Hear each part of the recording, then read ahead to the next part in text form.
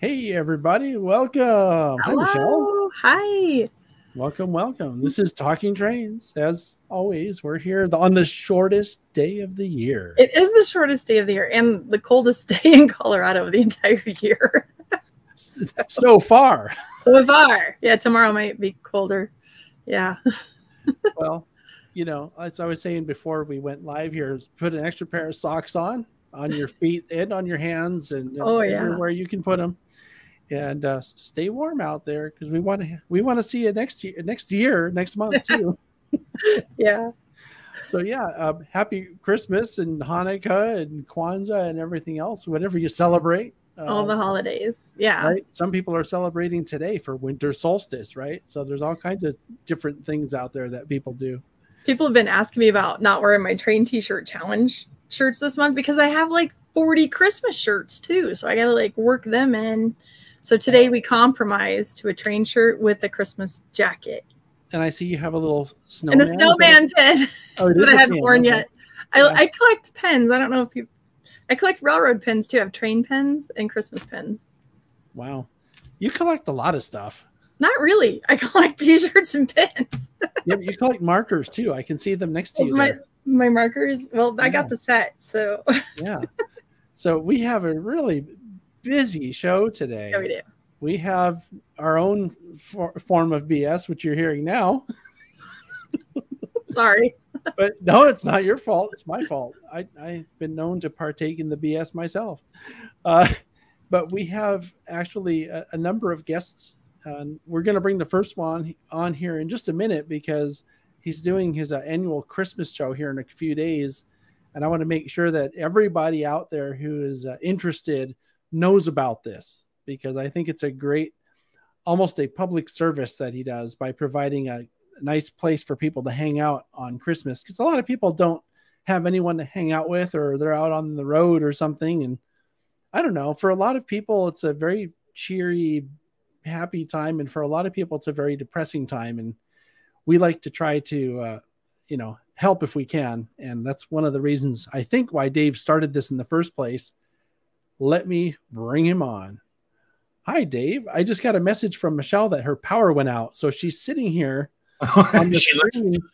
She looks great. She's just sitting there smiling. She is sitting there prim and proper and just ready to hear everything I'm about to say. So yeah. So why don't you tell her it went away finally. Oh, it really went out now.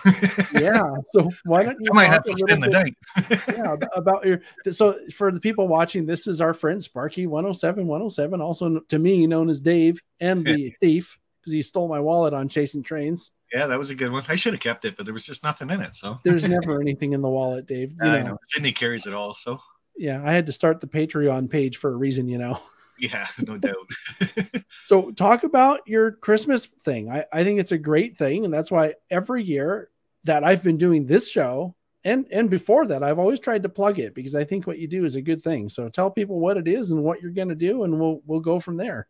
Well, basically, like, it is Christmas Day. And like you said, it's basically, I'm going to get rid of the word basically. It's for the people that are alone at Christmas time. And like you did say, it's a really happy time if you got family and friends and places to go and stuff. But a lot of people are sitting at home doing nothing, and it wears on you. So one of the main reasons why I did start this without crying or anything, but my sister passed away and then my mom passed away, both in the same month. And I had a really hard time that Christmas. Hard not to get choked up. So I came out here, like I do have lovely wife Amy and stuff to support me, but I came out here and Christmas Day and I turned on the live stream, and I was amazed at how many people showed up. And ever since I did that, it's been a yearly thing for me. I love doing it. I love hanging out with you guys, everybody in our communities, yours, mine, train, rail fanning, model trains, everything. And it just gives everybody a place to hang out with friends, very open, very nice people. And that's the gist of it. It's just to come and hang out and be with people and be with friends and have a good time. You're not alone out there, so you don't have to be, right? Mm-hmm. So yeah, I come up usually anywhere from 3 to 5 hours. I've done it. You've been on quite a few of them. Again, I'm pretty sure you're coming on this year. You can talk about that in a bit, but yeah, what we do is we just hang out. I do a few giveaways and stuff like that. I do have a couple sitting here behind me. I can get stickers off, but I got some N-scale cars. Mm-hmm. Just going to show a couple things. Got a building for HO that I'm going to give away. I don't know. Maybe some people don't have enough locomotives. Oh, no way. You're giving away a locomotive? I usually give away 2 or 3 locomotives a year.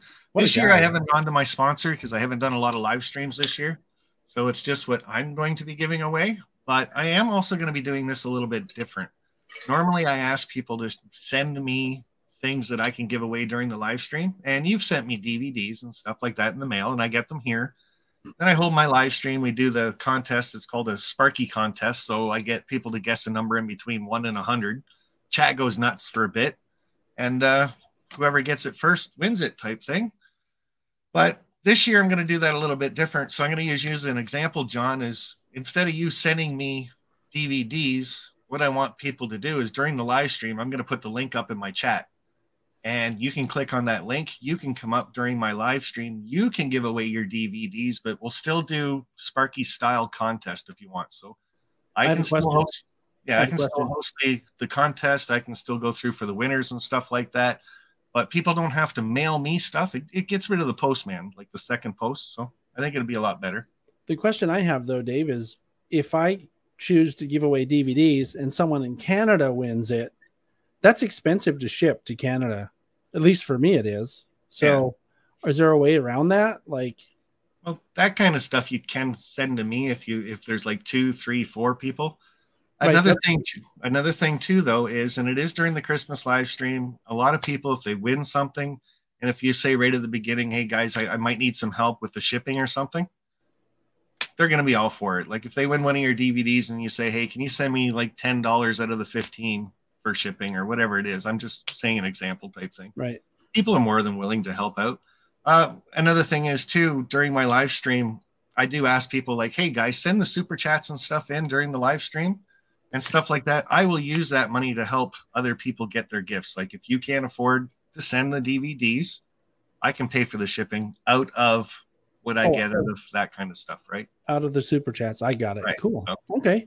That way it's not coming out of everybody's pocket, right? Like, yeah. So this is on Christmas Day. So that's just 4 days from now. So this Sunday, right? Coming up. I just know it's December 25th. So hopefully I get the actual day right and I come out here on time. I think it's on Sunday, if I'm not mistaken. I'm pretty sure it's on Sunday. Yeah. I didn't look at my calendar here. Let me just look at my calendar so I don't give people the wrong information. It says Sunday, the 25th. Okay. There you go. So we're going to do it at 4 p.m. Eastern. 4 p.m. Eastern. So 1 o'clock my time. Yeah, I was going to say that's 1 p.m. your time. So, yep. Like I said, it usually goes 3 hours, 4 hours, 5. I keep the stream going as long as it needs to go. Like if there's still a lot of people in the chat and stuff and I've got nothing pressing in the house or anything, I'll stay out here for 6, 7, 8 hours. It's as long as there's people in the chat and the show's going to keep going, I'll keep it going for you. So it's not right a time. Like I said, it's a place for everybody to hang out and be happy. And I don't want anybody sitting at home sad, alone, depressed, or they just want to come and hang out because they're done with their family for the day. So yeah. Well, if my in-laws were coming over, that would make me show up real soon. There you go. So, no, but it also is for everybody. Like you don't have to be in what the whole category. That is basically why I started, though, is I did go through a little bit of depression in my life, and like I said, I came out here. I started a live stream, and the people that showed up really brought me up during the day, and I was a lot better for it. And I just want to return that to this community as many times as I can. What it did for me, I want to do for other people. So, and I can tell you that that's a great tradition to start. So thanks for doing it. I think it's really cool. And we should mention that it's on your channel. So you see that? Yeah, you see the name on right here, the Sparky 10717. Search for that on YouTube if you're not already on Dave's subscriber list. I believe Sydney's put the link up to my channel a couple times too. So yeah, I'm supposed to be paying attention to the chat, but I kind of forgot about that. It's going pretty good. So, not bad. You got 28 people watching you. So oh, cool. Only 15 thumbs up. I don't know what's wrong with a couple of people. That's okay. Well, it's got to be you they don't like though. Yeah, the thumbs up will come. It's just a matter of time. Sure. So, cool. Thanks for helping get the word out and stuff like that. I appreciate it. It's, like I said, I think it's a worthwhile thing. Had to turn my heater off. I think it's a worthwhile thing, and keep doing it. And I'll be there. I'm gonna probably give away some DVDs again. I think last year I gave away a lot. I don't remember how many it was altogether, but it was a lot more than I've ever done before. Yeah. So. Yeah, that's the thing. You can give away as many as you want. We can stay with you giving away DVDs all night if you want. Well, maybe not all night, but well, I mean, we do have to break that one record we set at that time when you kept asking who was that? I gotta go. That was Drew, wasn't it? When you kept asking him, oh, tell us about your layout. Tell us about your club. And he's like, oh, it's kind of late. I can't stay up this late because I have to go to school tomorrow. Oh, tell us about this. Yeah. Yeah, and then when Drew got off, you did it to me. It's like, okay, I got to go and get in the house. And you're like, well, what about this? And I'm like, oh, yeah. Well, it was all for a good reason.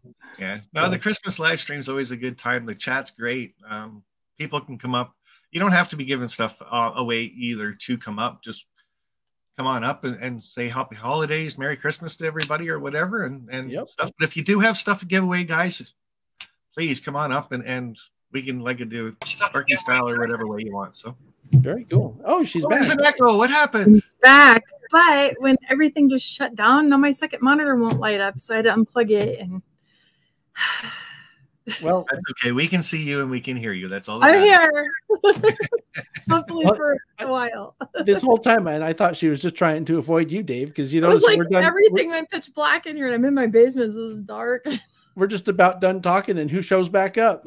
Sorry, I can hear you on my phone though. So I never did mention the trouble with tribbles and getting that for Christmas. So yeah, and I made all the tribbles. Yeah, so. No, we were just getting to the end of me. You can get rid of me shortly. We were just saying John's going to come on, give away a few DVDs and stuff like that. And yeah, I'll try to make it. It'll be towards the end, but maybe we should coordinate, Michelle. We'll show up at the same time. Give him some crap. Yeah, we could. I have lunch at my house, and I have a whole bunch of friends who don't have any family that are coming over, so it's going to be a big crowd of people. So. Well, there you go. Sounds like a good reason to hold a live stream. Yeah. Bring people on, bring random people, relatives on from your get. Let's throw people who don't have a clue about trains or modeling onto your show. Yeah, you're doing that for your little party thing or get together, and I'm doing it on the internet. So same reason. Same thing. Yep. Yeah. Cool. Good on you. Good on you. All right. Well, we will see you. Yeah, we will see you on Christmas Day at some point. 4 p.m. Eastern. That's when I'm going to start her. Yeah. Cool. All right, man. Thanks for coming on, and thanks for doing what you do. We'll see you later. Happy holidays, everybody. Thanks. Should I make you go away, or are you going to make you go away? No, you better do it. Okay. Bye, Dave. See? Well, that was fun. So yeah, sorry about that. I was like just gone. Is it okay though? Everything's okay now? Except my monitor doesn't work, but well, maybe while our next guest is talking, you can troubleshoot that. Oh, I did. I've unplugged it. I've rebooted twice. Yeah. Maybe it got a power surge and blew up. Did any smoke come out of it? I think it killed it. Yeah. Oh no. Well, hopefully you won't need that monitor tonight anyway. No, we're good. Okay. Well, if it's okay, then I'd like to bring up our second guest. Now, this is the main guest for the show, and the reason why we have a picture of the McLeod number 25 on our thumbnail this month. The Oregon Coast Scenic Railroad is, well, we'll have him tell you about it. Yeah. But they're in the process of developing a whole bunch of really cool plans, some of which I know about, but I don't know if I'm supposed to, because, you know, all the railroad stuff is very secretive. So I don't know I'm supposed to talk about any of that. So you better let Sam talk about it. Yeah, so we're going to bring the guest on. He can tell us everything that he wants us to know about. Yeah. But the main thing is that they're doing some kind of a project with a depot. So we're going to bring Sam up, welcome, Sam. This is Sam Aldridge, Sir Samuel. Oh no, welcome. And, hey, John. Hey, Michelle. Right? Hi. Thanks for coming. Yeah, glad you're here. Really excited to hear about this. As you know, our mutual friend Trevor Park came to work at OCSR not too recently, but not that long ago either. Yeah, it was about February, March. He started on our payroll.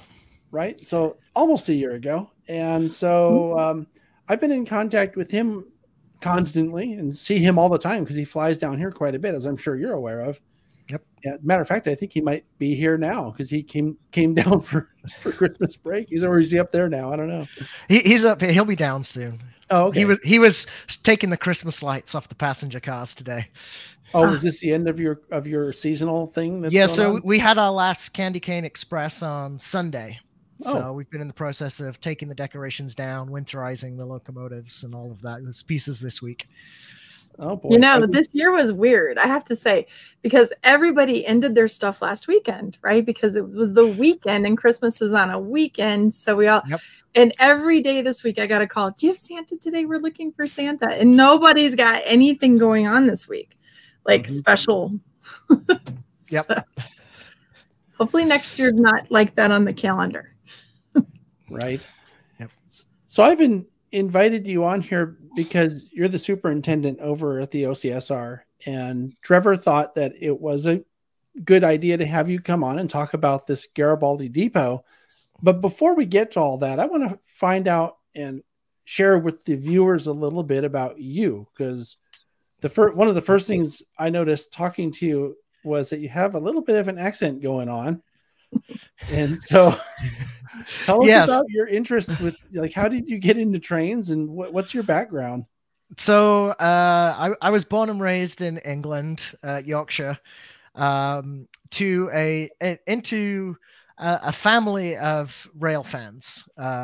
Actually, my great uncle had been a conductor for LNER back in the 20s and 30s. Interestingly, he was actually the first time a railroad conductor, as part of the union, had taken on the railroad and won a case in the UK. There was actually a freight train that was overweight, and he refused to let it go, and he got fired for it. And so the union took the railroad to court and won. And so there's a picture of my dad in his very, very early years on the front of the News of the World with his uncle, my great uncle. My dad wasn't a railroader. He was a doctor, but spent a lot of years visiting heritage railroads. Then when I was 17, the equivalent of a vice principal was a signalman and guard at the Festiniog and Welsh Highland Railways. And he knew that I had chosen to go to Bangor University in Wales for my undergrad, which was just a 30, 40-minute bus ride away. So he introduced me to the Festiniog and Welsh Highland Railways. So I spent my college years going down there once a week, and that's where I learned the footplate. I learned to fire and those pieces. But as fate would have it, I actually met a girl from Modesto, California, and ended up moving to the States, and we moved up to Oregon. And the way I got involved with Oregon Coast Scenic Railroad is we were actually just driving up 101. And we were going through Garibaldi, and the steam train was out on the shop lead. And the next thing my wife and friend in the back seat knew was that they were being slammed against the passenger side windows as I took a really hard left off 101. I was like, train! Right. What's that? I've never done that. I don't know what you're talking about. No. So that was in 2016.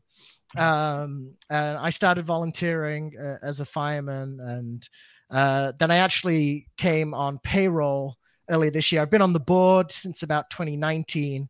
And then this year, I actually made the switch from being a board member to being the superintendent of the railroad. Mm-hmm. Very cool. Cool. Yeah, I don't think I mentioned it to you before, Sam, but I also know Matt Musgrave, who I don't know. Yes. Is he a volunteer? Yep. He fires, and he also conducts for us. He's a great guy. He's actually involved a little bit in this project that I'll be talking about a little later too. He's the depot we're going to be developing. He's actually building a HO scale model of what it's going to look like for display. That's very cool. Also, yeah, Matt is quite involved. Did he tell you he has a really interesting, well, I think a really interesting project that he's also working on, which is the restoration of some kind of a passenger car that he found? Yeah, he has a business car at Chalachi Prairie. We always make fun of him because he's discovered that the couches inside were plush pink. So we make fun of him for his plush pink business car sofas that he's got to restore. So he's been working on that. That's over at Chalachi Prairie Railroad in Southern Washington, where he's working on that. Oh, cool.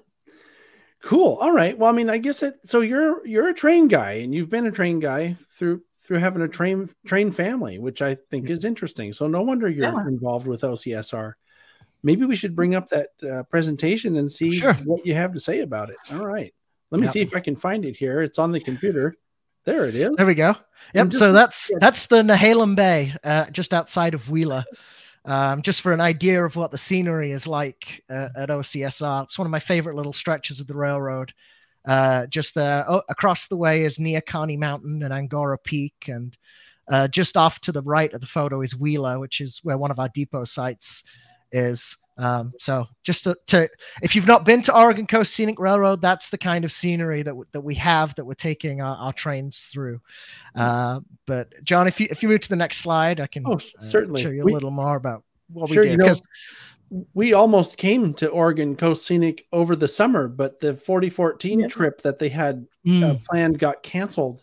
Yeah. So we didn't get to make it. So it was part of our 4014 chasing trip was riding your railroad. Oh, cool. Yep. Well, hopefully it will make its way out here at some point. Because we were all disappointed because it hasn't been to the Pacific Northwest yet, and we're all wanting to see it. I want to mention just briefly, just so that people watching who haven't heard of OCSR know. So it's located basically on the northwest corner of Oregon, right on the coast, and that's why it's the Oregon Coast Scenic Railroad. Yep. So just so people know, in case they want to try to figure out, it's west of Portland. What is it, about a 45-minute or? It's a 90-minute drive from downtown Portland. I was gonna say we were staying on the west side of Portland. It was gonna take an hour when I laid it all out on a map. So. That was the plan. Yep. Anyway, please proceed, sir. I just wanted to get that background information. Yeah. So one of the things about OCSR, it is a nonprofit. We do exist purely as a nonprofit, and we talk about we exist to educate about, preserve, and restore the logging railroad history of the Pacific Northwest. So logging railroads is our actually specific focus, more than anything else we do. That comes out of a little bit of the background we came from. When I talk about some of the core team behind the railroad a little later on, you'll hear that we actually have quite a lot of roots in Mount Rainier Scenic Railroad back in the Jack Anderson days, the late 90s, early 2000s. And we really have a passion for logging railroads because that actually is our local setting. Whilst we have the BM, we have UP, and that in the valley, a lot of the coastal range and the Cascade Range was small logging railroads. The Tillamook County, the reason our railroad was built was to access billions of board feet of lumber. And there were these small logging lines that came off the main line all over the mountains. And so logging railroading is a big part of what it is to be in Oregon. Unsurprisingly, logging is still the biggest industry in the state of Oregon to this day. So it's a huge part of the state's identity, as well as just what the local railroading culture was built around. You might not know this, Sam, but the layout at the Colorado Model Railroad Museum is an Oregon logging railroad. Nice. It's the Oregon, California, and Eastern Railroad. Oceanie. It's the Oceanie. Yep.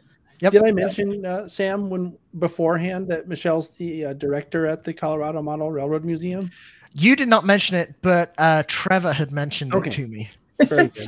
Yeah, and I actually went to the real railroad this year. Instead of the big nice. trip, I went and saw the Oceanie.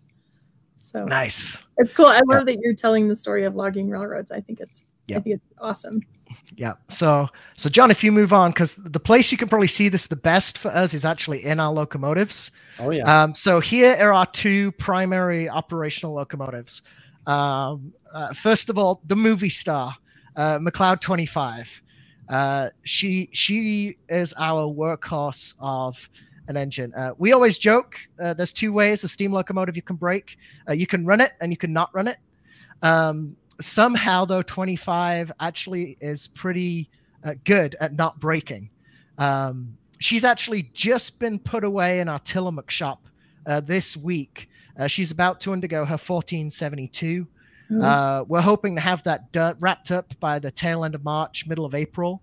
So she'll be back out for this coming off season, this coming season along the way. So she should be back on the train on Memorial Day weekend to start off our daily steam season. So she does a lot of work because this coming year we're going to have 131 days of steam planned along the way. Nice. So she's kind of our main workhorse. The other locomotive that's operational right now is the Craig Mountain Lumber number 3, which just made a debut at a photo charter in September, and will be out in a supporting role next season. So whenever 25 goes down for a 31-day inspection, the Heisler will come out ready to fill in while we're doing those inspections and any running maintenance on 25. So hopefully we should get from Memorial Day through the end of September should just be continuous steam operation. Excellent. So that's the goal. We did have the Paulson 2 that some people I'm sure might ask about it. The owner of the Paulson 2 passed away in December, and the locomotive found new ownership, and the new ownership has taken that locomotive because they have their own railroad. And that was a leased locomotive. We never owned it. These two we own outright, and we've got plans to just keep running them for years and years out here on the coast. Well, one of the other locomotives that I know ran up there is down in my neck of the woods now, which was the Skookum. Yeah, so Skookum. So Scott, who I'll talk about in a little while, our chief mechanical officer and founder, he was the chief mechanical officer behind the restoration of Skookum. Oh, okay. He was hired by its owner, Chris Baldo, back in the very early 2000s. I think it was like 2003. And it took him 16 years to restore the locomotive. And he was the project lead behind it for that whole 16 years. He was the mechanical mind behind bringing Skookum. Skookum is privately owned. And we always knew it wasn't going to stay with us along the way. Once it was done, it was going to go to its new home. We do have a big soft spot for that locomotive, though, especially Scott, because it was so many years of work. I came in right at the tail end of that project. I started at OCSR about 2016, so I had about 3 years of working on Skookum. I got to run it when it was on its photo charter for Trains magazine. But yes, it is now down at Niles Canyon. Is it Niles Canyon? I'm like, didn't we see that at Niles Canyon when we went through the shops? Yeah. Okay, so I am thinking of the right locomotive. That was the one with the green boiler jacket. Yeah. There's a question. Yeah, there's a question that popped up here asking about. I think they spelled Rainier wrong. I think that's what that is. What do you know what they were talking about? That's spelled right, Rainier. That's the correct spelling. Well, if you hop to the next slide, I'll bring that up. Okay. So as well as our 2 operational, we actually have a whole range of other steam locomotives, and these are all logging locomotives. One of the things is our chief mechanical officer, Scott, is a little obsessed with Heisler locomotives. So as well as the Craig Mountain 3, we also have the Curtis Lumber number 2. The Curtis Lumber number 2 is actually the locomotive that was operating when the railroad was founded in 2003. So that's the locomotive up in the top right-hand corner of this slide. It's actually owned by Scott himself. He restored it and brought it to OCSR. It's currently awaiting its 1472 at this point. It's inside the Air Museum down in Tillamook in the blimp hangar on display while it awaits the 1472. But we also have 3 other Heislers in the wider collection. Sunset Timber number 1, which is actually a 86-ton 3-truck Heisler that many would know as a Pickering locomotive. It was at Pickering later in its life, and that came up to the Bay Area. Broughton Lumber number 1, which is a little 42-ton Heisler with a cabbage stack. It's actually sat just outside of our Tillamook shop. And then Broughton Lumber number 5, which is a little bit of a joke, even with our organization. It was working out at Eagle Gorge in Washington, and it took a flying leap off the gorge and down the cliff face. And it currently has a very bent frame. But one day we hope to get that running, but it's a little bit of a joke with us. But so we actually have, as well as the Craig Mountain, 4 other Heislers in the collection. Then we get to our rod locomotive. So this is the one, the Paulson 90, which is the Rayonier 90 that got brought up. The Paulson 90 is gradually undergoing restoration. We started work restoring it prior to COVID. COVID put kind of a 2-year pause on that. We're actually in the process of working on the tender trucks and the tender frame right now. Our kind of MO for doing the restoration is we start with the tender. Because the last thing you want is to restore a locomotive, start your boiler time going, then realize you've still got a tender to do. So we tend to start with the tender, and then once the tender's done, you've got some nice eye candy for the fundraising process beyond there. So the tender work, we're actually in the process of setting up a new machine shop. So as of January this last year, we had the opportunity to move into a 7,000 square foot space with overhead crane. And we've been setting up a machine shop in there. We worked out that the machining for the 90 was going to be in excess of $600,000, but we could build our own machine shop using this space for about $250,000. So, and for us, that was a no-brainer along the way. So we actually have taken a lot of historic equipment that we have into that machine shop. We've got a Cincinnati duplex milling machine. We've got a Sellers horizontal boring machine, a King VTL, a Bullard VTL, a wheel press, hydraulic presses, Niles slaughter, Axelson lathe, and actually the Pied de Resistance, which is our giant Betts Bridgeford lathe, which is a lathe with a 108-inch swing. So we could take the driving set of a big mainline locomotive and turn even something that large on that thing. So we're in the process of setting that up.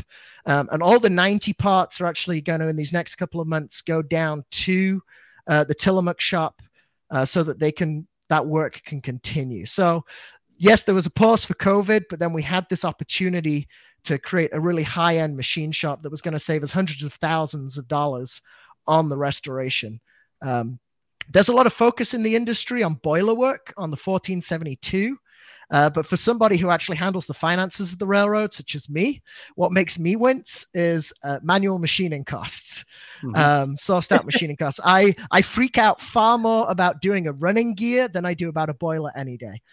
For boilers, I have Scott. Scott is an amazing welder fabricator from a family of welder fabricators. And so we can do all our boiler work in-house. I freak out when someone starts presenting me the bills for doing the running gear, especially on something like the 90 that's been set outside for 50 odd years. So the 90 is progressing via building our own machine shop down in Tillamook along the way. There's a great opportunity there too, which I'm sure isn't lost on your organization, which is you could end up with contract work, which could pay a lot of bills. That is in the longer term business plan for that site. So we're just just got to get it all set up, which we're trying to get that set up along all our other projects, which with a small staff and volunteers, we're getting there. It's just a process and takes time. So there's not a lot of places that can turn a wheel set that big. So that's a big deal. That is. Yeah. So the 90 is the rod locomotive that's in restoration right now. We do have a few other rod locomotives. Many people know that we purchased the collection in Merrill that had been Fred Kepner's. So we are retaining a few locomotives from that, including Oregon American Lumber 104, which is a 262 tank engine, and Oregon American Lumber 105, which is a 262 tender locomotive. Many people know that as the 105 especially got used in tourist service in the 70s. Many people around here remember it. We kept those because one of our criteria is local. Was the locomotive in local logging service? And Oregon American Lumber ran out of Vernonia in the Oregon Coastal Range. So it was a no-brainer for us to keep those. Another one we're keeping is the OP&E number 1, which is another 262 tank engine. And then lastly, we're keeping the Rayonier 38. We have the Pulsar 90, the Rayonier 90, and now we have the Rayonier 38, which means we have both the locomotives from the End of an Era video that Rayonier did. And we have plans for the Rayonier 38 that are longer term out. I may touch on that a little bit later, but we have some very specific plans for the 38. But we also knew that was probably, in terms of 20, 30, 40 years out, having a museum site with a good collection. This was probably our last chance to really get hold of a Mallet locomotive. So that's why we kept the Rayonier 38. Then we also have two Shay locomotives. Stimson Mill 23 is the oldest standard gauge Shay in the world and the oldest 3-cylinder Shay in the world. It's actually owned by Scott, our founder and chief mechanical officer. He purchased it when he was 16 years old. Wow. He was 16 years old, and he is still working on it.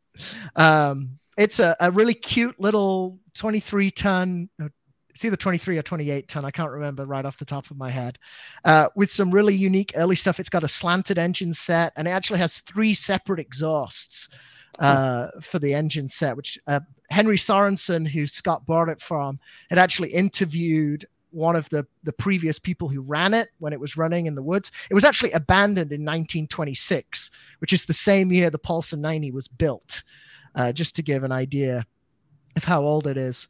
And he said it sounded like no other Shay he had ever operated because of the triple exhaust and the way it was exhausting. So that one day we hope to have. And then the other Shay we have, most people will know this as the Pickering 8, which we got from the Merrill collection. We're actually going to be here as we do the work to restore it. We're actually going to be dubbing it the Longbell 1008. Which was one of its previous incarnations before Pickering.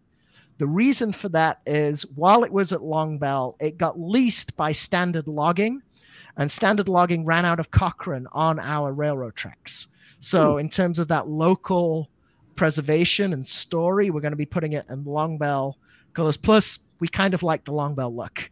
Longbell had that wonderful cursive logo, and we're looking forward to putting that back on it. So in terms of our logging focus, you can really see it in our steam locomotives more than anything that we do. Yes, the passenger cars we operate, we're not logging service. There weren't a huge amount of passenger cars in logging service that survive. But when you look at our steam locomotives, you can really see how that logging focus comes out. So, yeah, very cool. Yeah. So why don't we move on, John? Sure. I have a quick question. Wasn't there also an important Sierra locomotive in the Kepner collection that you guys got? There were actually 3 Sierra locomotives in the Kepner collection. Sierra 18, Sierra 34, and Sierra 36. What I'm going to say to that is some of them, they've been purchased. Well, the 18 and the 34 have been purchased, and it is up to their new owners to advertise what they want to do with them, and it's their locomotive now. It's not ours to talk about. So did you get an OC&E diesel too, or somewhere? We do. That is actually still in Klamath Falls. I saw it. That is one of those that we are really wanting to actually retain. It is a very early Baldwin diesel, and it was actually a demonstrator that Baldwin sent to the West Coast to show what a diesel could do. It's one of those very first big logging diesels, and Weyerhaeuser liked it so much that they said, well, we're going to keep your demonstrator, and so we're actually planning on retaining that one. Cool. Because it's so important for telling that story of the transition from steam to diesel. Yeah, it's so interesting looking too. I remember I walked up and I went, what is that thing with the 5 things sticking out of the top of it? Yeah. The bucket's over them right now. Yeah, so it's so important for telling that transition story that sometimes gets lost. I mean, we are very much a steam-focused railroad, but we decided that keeping that diesel was really important for telling that story of the end of steam. diesels are a brute to move. I would rather move a steam locomotive than a diesel locomotive any day, because diesels come in so much heavier. Something like the OP&E number one, I can get a 35-foot 12-axle trailer, ramp it on, ramp it off. But for a big diesel like that, I've got to get a 40-foot well. I've got to crane it off the trucks, put the trucks on a different set. And big diesels are a brute to move compared to our little 60, 70, 80-ton steam locomotives that we can move around. I'll look forward to when you actually decide to move it. Maybe I'll come back and see that. That would be a fun event for us to do. So that's kind of our locomotives. As for, you can see the map for our territory. That is the Oregon Coastal Range, which is prime timberland that I talked about earlier. And that actually shows the route going all the way over to Banks towards Portland. Many of you know that much of the line washed out in 2008. The Port of Tillamook Bay was running freight. We actually started off with just Scott, his locomotive, and 2 open cars dodging freight trains on weekends. The weird twist of fate is that as much as the 2008 storm ceased freight operations, and it's kind of a sad point for rail fans, it's also what ultimately allowed OCSR to grow and become established. So it's kind of a mixed blessing in many ways. But we're based out of Garibaldi, right on Tillamook Bay, which on this map is the little star near the bottom. Our shops are down in Tillamook, which there's a tiny little triangle right on the bottom right-hand corner of the screen.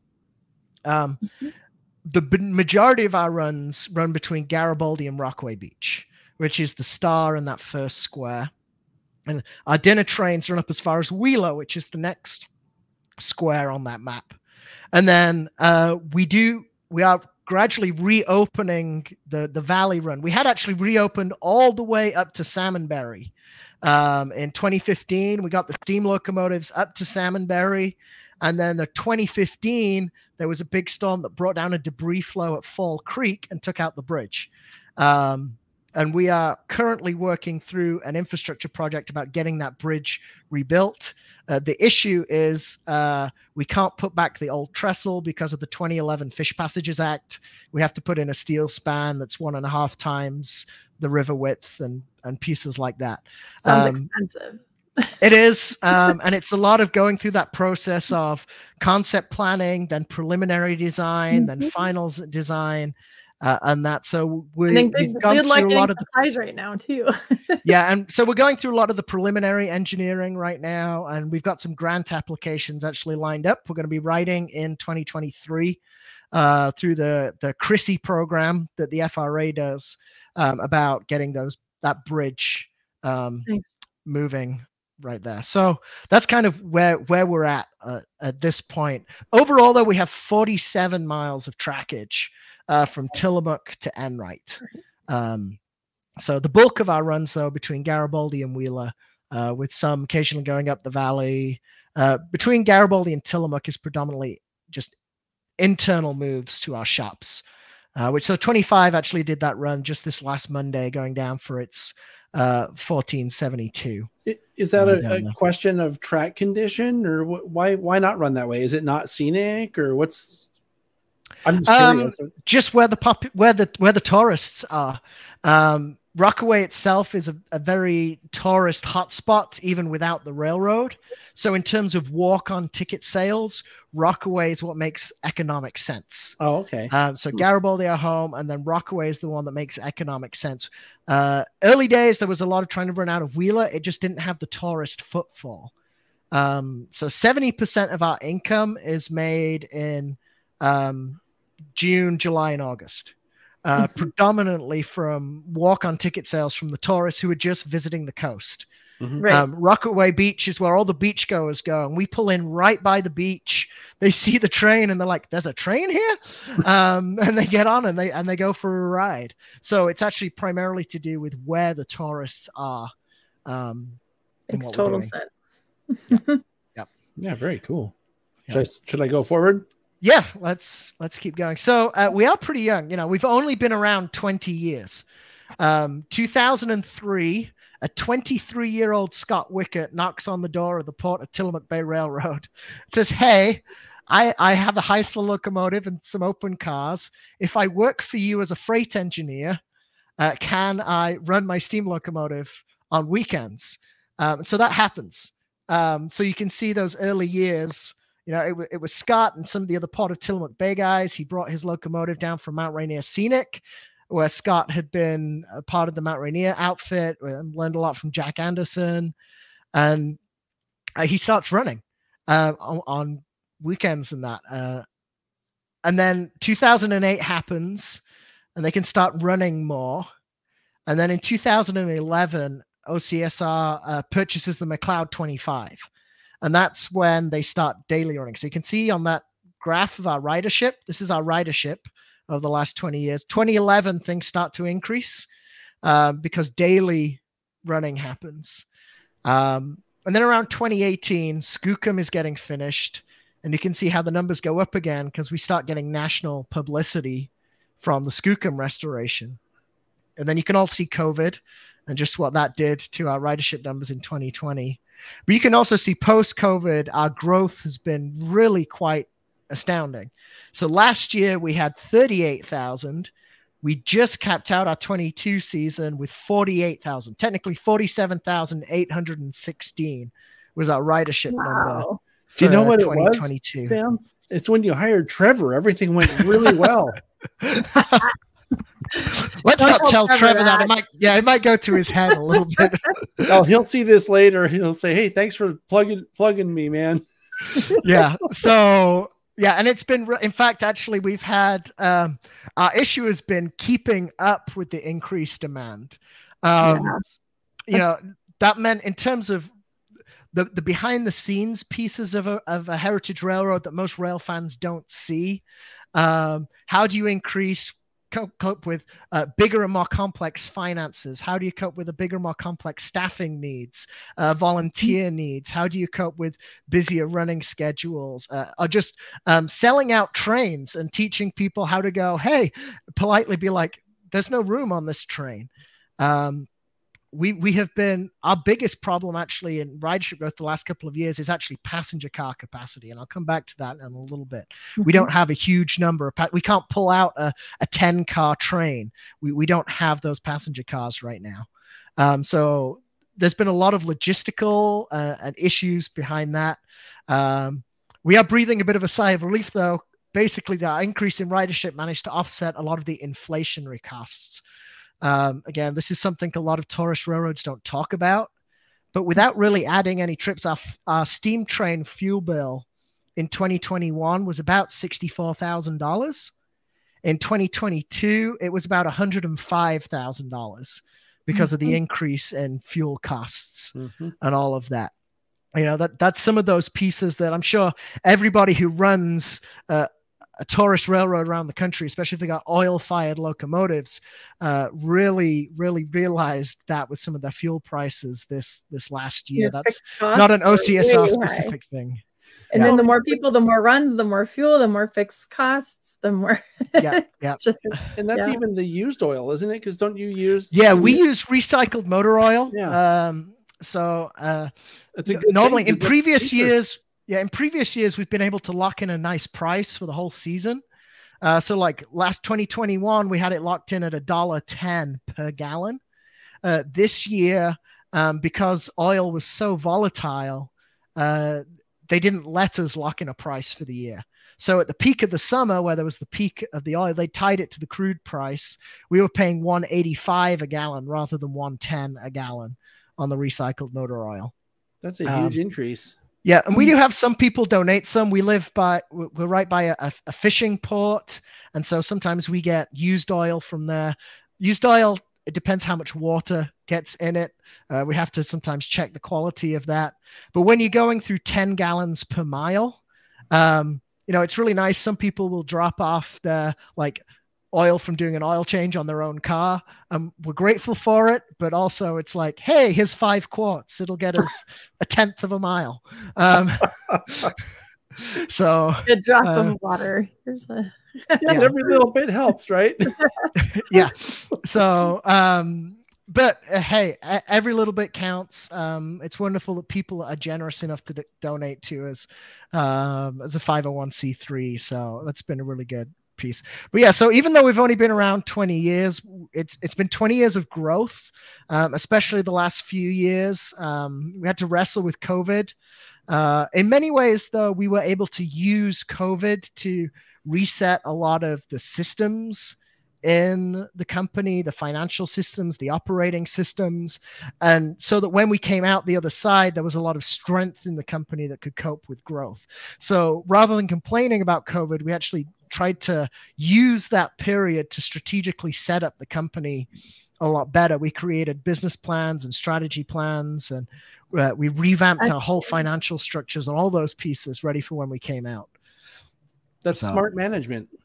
Yeah. So, but yeah, this is the next one. So not only are we young and growing as an organization just in its history itself, but here's all the core staff besides myself. So I'm the railroad superintendent. So my job is I handle big infrastructure projects. I handle all the stuff with the Oregon Department of Transportation, the FRA, all the paperwork pieces of running a railroad, essentially. I do work as a fireman, engineer, conductor, and all those pieces as well. I help out in the shop and track crew. But kind of my biggest piece is I coordinate the departments in the railroad and the interface with governmental agencies. So that's my role as the superintendent. But here's the rest of kind of the core paid staff. We have more staff than this, part-time and seasonal and that, but this is kind of the core team behind the railroad. So in the top left is Scott Wickett. He is our chief mechanical officer. He is the founder of the railroad. And that's actually him on Skookum, on the very first test run of Skookum. Right there, he'd spent 16 years restoring that locomotive. He actually came out of Mount Rainier Scenic, disciple of Jack Anderson. He is the son of a coal mine welder fabricator, and is an outstanding welder fabricator in his own right. I always say he's not that great with people. He's kind of quiet and wants to stay away from people. But if you give him a lump of metal, he can make it sing melodies all day long. Phenomenal guy. His tomes of steam mechanical knowledge will far exceed anything I will ever achieve in my life. But yeah, he started the whole railroad. He knocked on the door of the Port of Tillamook Bay at 23 years old. So a little bit of math. We've been around for 20 years. He was 23 then. He's 43 now. He is actually the oldest member of our core team at 43. So even though he's only 43, I jokingly call him old man. So to put it in perspective, I'm the superintendent. I'm 33. And to keep the chain of threes going, you guys know Trevor, looking kind of suave there in his shades and his OCSR hat. We need to get you a better picture of him that's much dorkier than this. Yeah, so Trevor is 23. So we've got 43, 33, 23. Trevor is our operations supervisor. So he's in charge of all the locomotive crews, the engineers, the firemen, the conductors. He does all the rules training, the ops training, those pieces. He came to us from Roaring Camp. So he spent many years at Roaring Camp. I believe he was 12 the first time he did some firing at Roaring Camp. So even though he's 23, he actually has more experience than many people who are quite a bit older than him. And Oregon Coast Scenic Railroad, the steepest we get is if we were going up to Salmonberry, like 1.5%. And he's come off the 10% grade at Roaring Camp, and we'll go across the lake where it's flat, and he's just like, oh, this is boring. But he's done a fantastic job in his first year with us. So he's 23. In the middle is Rachel. Rachel is the big boss. Rachel is the executive director of the railroad. She's 31. She has a master's in nonprofit management. She looks after all the nonprofits. So she does all the grant writing and all the work with the board, handling all the nonprofit pieces of the organization. Total disclaimer, she's also my wife. So she is the boss. Yeah, so she is the boss. She is the boss at home and at work.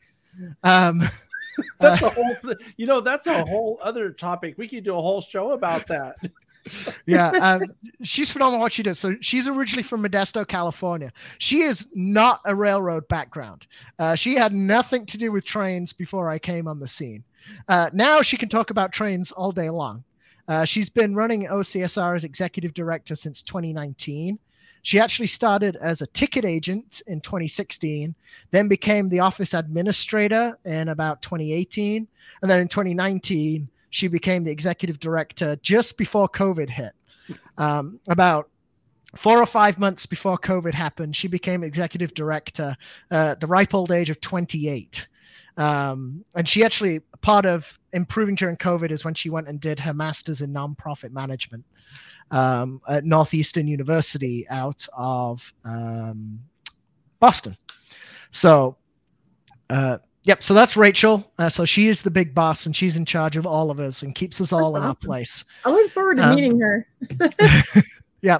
And then the guy on the right, that's Spencer. Spencer is our track guy. He's in charge of track and signals. So all our track volunteers and track employees, they report to Spencer. Spencer's in his late 20s. We actually have sent him to BNSF Signal School, which was kind of amusing having him in a class with all these guys who work for BN. And all the BN guys were like, "You work where now? Like, what do you do? You only have highway grade crossings to deal with the signals? That sounds easy." So he's phenomenal at what he does. In fact, he just spent the last 3 days digging out a landslide, a huge landslide, so we could get 25 down to Tillamook. One of the things about our railroad is it used to be the Pacific Railroad and Navigation Company. The railroad is built mostly on clay, so it quickly earned the name the Punk, Rotten, and Nasty. So even today, we're dealing with slides all over the place, and Spencer's been experiencing that firsthand the last few days. So that's actually our core staff. So the oldest person on there is Scott, and actually the average age of this group, including myself, is like 28. Wow. That's not to say we don't have people older than that in the organization. We have plenty of volunteers who are beyond retirement age, and they're helping out. We got people middle age. We actually have a really healthy mix of ages between all our staff and volunteers, which is part of keeping ourselves healthy. So that's a refreshing, honestly. It's great. It's next generation. So it's actually one of the things I'm working on with Trevor right now. We're actually busy creating a new training program and a pipeline so that younger people who have no experience with the railroad have a really strong program to go through to train and learn and go through. That's actually one of my off-season jobs with Trevor. So awesome. You guys can talk to him about that at some point. What does it mean to train up a new generation? I don't know if you talked to Trevor about this at all, but that's one of the things that I've focused on a lot over the years on this YouTube channel is young people in railroading and also in model railroading. Cause we don't just stick to prototype only here. And that's part of the reason why I had Matt Musgrave on. I've had Trevor on the channel many times. Having you on here is another young 30 something isn't young per se, but it's young in the steam industry. So 33 was my favorite age. I'll just say that. It's a good age. Good.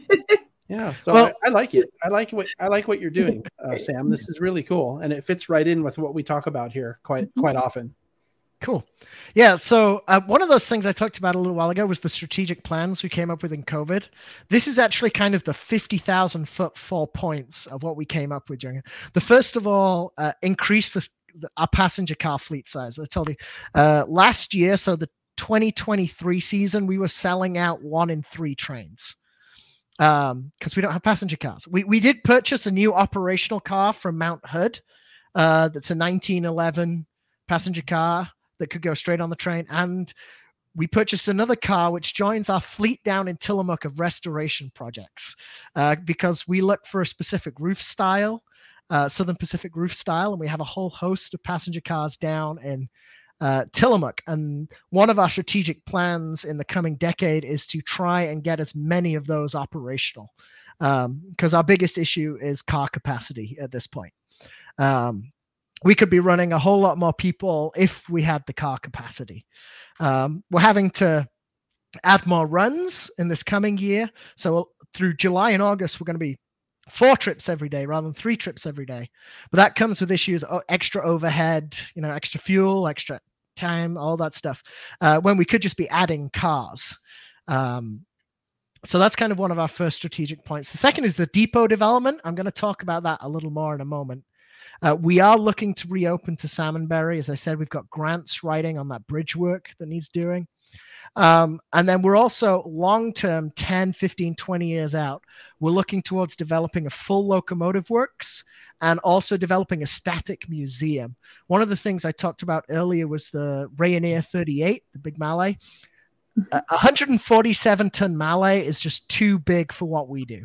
It's too big, too powerful for pulling our little heritage trains along the coast. For that, the 70-ton range is far more. So the kind of size McLeod 25 is. So if you guys have been at all to CSRM in Sacramento, you've seen the big cab forward. That's kind of the centerpiece. So for us, the 38 is kind of planned to be this big centerpiece in a static museum. Because for a logging locomotive, it's huge. It might be smaller than a lot of mainline locomotives, but for a logging locomotive, it's huge. And that's actually kind of our vision for the 38, is that it will be the centerpiece one day of a future static museum site. Indoor museum that also means we can be open year round. The trouble with being on the coast of Oregon, we don't run trains January, February, most of March. The weather is just too foul. And there's no tourists here.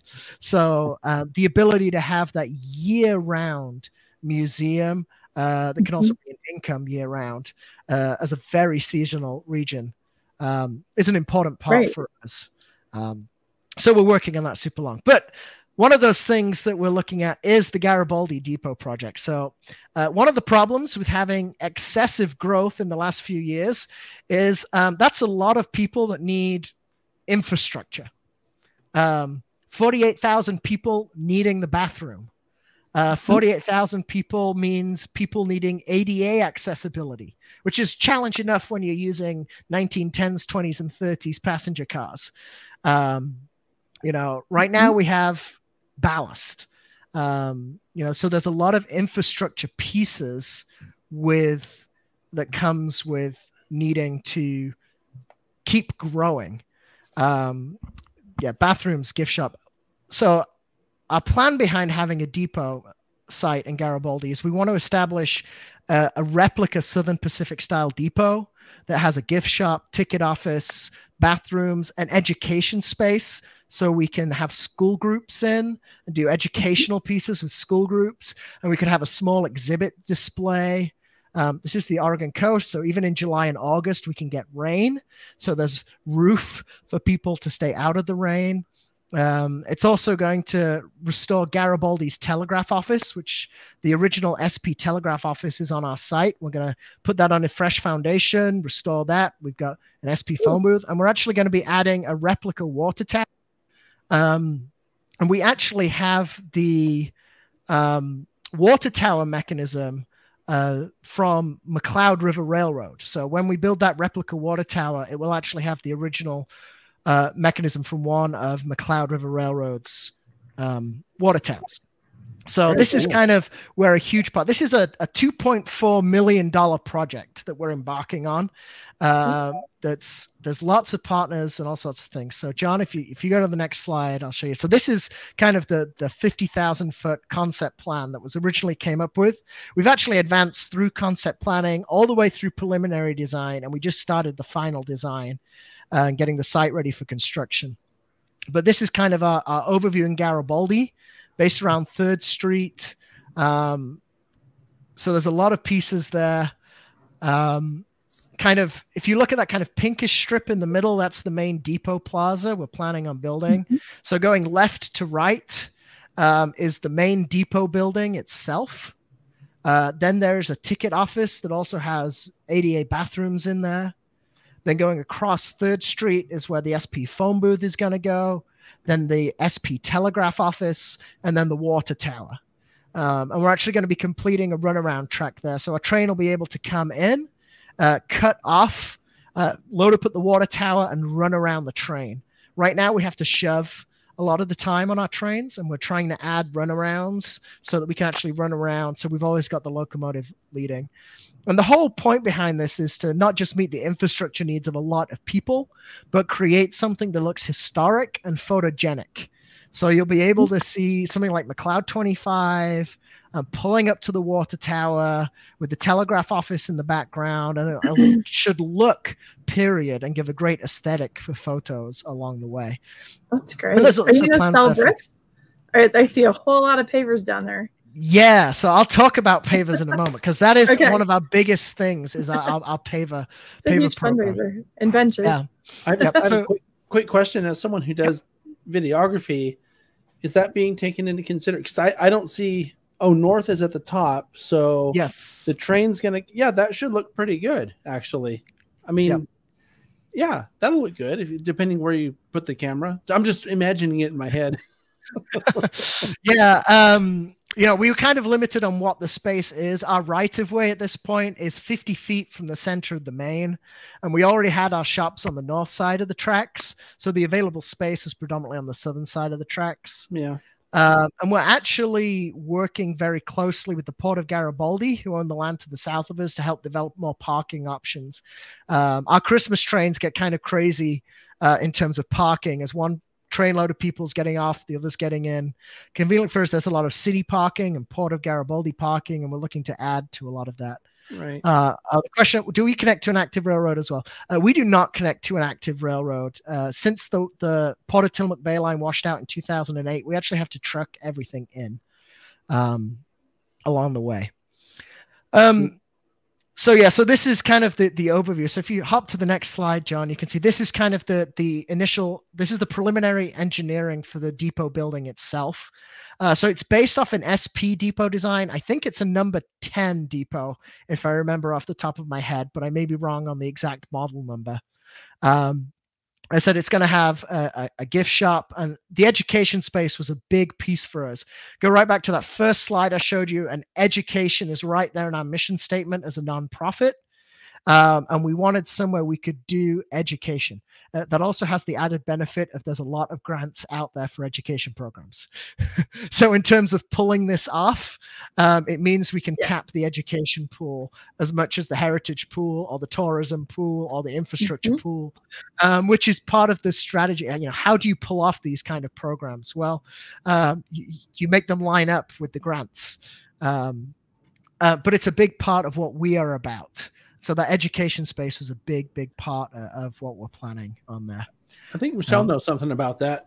Oh, yeah. Education is the easiest funding you will ever find. Yep. So that's just a kind of summary. You can see that's the picture of the Garibaldi sign on. That's actually the original Garibaldi telegraph office. It's like 24 feet by 12 feet. It got moved by a log loader to where it's currently sat in the 60s, and they just put it on some concrete blocks. It is in major need of some restoration, and part of this is we're going to be pouring a nice new foundation for it, going to be restoring it all, doing frame repairs, siding repairs, using it as a crew room, but it's all going to be nicely restored in its original SP glory as part of it, as is the phone booth that you can see in that top right-hand corner. That's actually the SP phone booth from Timber on our branch line. So we moved that to Garibaldi, and that's going to be installed as part of it. It's probably as full of spiders as every other one I saw on my trip. Yes. Yes. So, yeah. And I said the other big piece there is the 12,000 gallon water tower, which we do all our own bridge work, and building the base of that, we've been working with our bridge engineer to design the base for it. Because we're on the Oregon coast, we actually have to have a seismic load, lateral load on our water tower that can take 60,000 pounds lateral load. So our water tower frame is probably going to be beefier than a lot of our bridges along the way. But actually, so that's some of what we're going to be looking at there along the way. So it is a project with lots of partners. The Port of Garibaldi, who are adjacent landowners, they're a big force behind this. The city of Garibaldi are putting their weight and support behind this. The Port of Tillamook Bay, who still actually own the railroad, that we lease it from them as the operators, they're all behind this. The Oregon Department of Transportation is doing a whole bunch of helping us with this, especially the crossing work, and that they're funding a lot of the crossing upgrades that have to happen as part of the project. And then we've got a host of grants that we're applying for, and private donors as well. I just wrote a grant last week for $75,000 to move the engineering to completion, so we can get going with the construction work beyond that. And the construction is going to be phased over several years. This is part of being a nonprofit and the fundraising game. It's really hard to just get all the money and then go in once. It's hard it'll happen piece by piece. You have to have the money to make the plans. And nobody wants to donate that money. They want to donate later. And it's so hard to raise the first dollars that you need on a project. More than anything else. And it's that idea of showing as you go along. So actually some of the first pieces that will get done are actually, besides the track work and the crossings, will actually be the telegraph office and the phone booth and the water tower, because there's some of the smaller, cheaper pieces to pull off to show donors and grant writers that we're serious about this, that we can pull this off. And so the work will actually be phased, just as part of the necessity of fundraising as a nonprofit. And you're doing this in a slower economy in a post-pandemic world. I'm impressed, super impressed with how you're handling it. So it's been really fun. I said, Oregon Department of Transportation have put like 6 figures behind getting the crossing work done. Nice. I actually just took a donation in this week for $10,000 towards the project from a foundation. And we've got a whole bunch of grants to write in this coming year, and probably for many years. As I said earlier, multiple grant pots, the tourism pot, the education pot, the infrastructure pot, the history pot. There's a whole bunch of things, pieces going along there. So, and then what people also don't understand is the amount of work a grant is. Every one of those grants requires reporting and management and keeping track of every receipt that goes with this grant and that grant. And they all have reporting dates, and they all have and they vary wildly as well what you need. You know, the one I filled out for $75,000 the other week, me and my wife, we wrote it in a day. At the same time, we were working on an FRA Chrissy grant that took us weeks, because the FRA requires things like cost benefits analyses and statistics and all those kind of things. Luckily, most of the community-based grants have gone to kind of this boilerplate thing that's really nice and easy, and they want brevity instead of like fill 500 words in this space. And it's much easier than it used to be, but that's great. I'm impressed. I had no idea so much was going on. And so you guys have no idea how hard grant work is. I'm hearing him talk and I'm thinking, oh my God, this project's huge. This is the world of nonprofits. You know, railroad operations, the railroad operation, but there's no way they have the ability to just come up with $2.4 million for a project like this. That's the reality of running a railroad. You know, that old joke in the railroad, how do you make a little bit of money in railroading? Well, you start with a lot of it. And then when you have a project like this, your wife is going to be trying to do her normal job and all of this. So I totally get that. And even beyond the grant writing, you know, you've got all the talking to your legislators and keeping the city happy, the port districts happy, the city happy, the state senators. A lot of pieces and pulling it off. I bet the tourism people of the area are really excited about it, though, because that's going to make it a destination for a lot of people, having something that world class, you know? Yeah, so we are the second largest tourist attraction in Tillamook County. The cheese factory.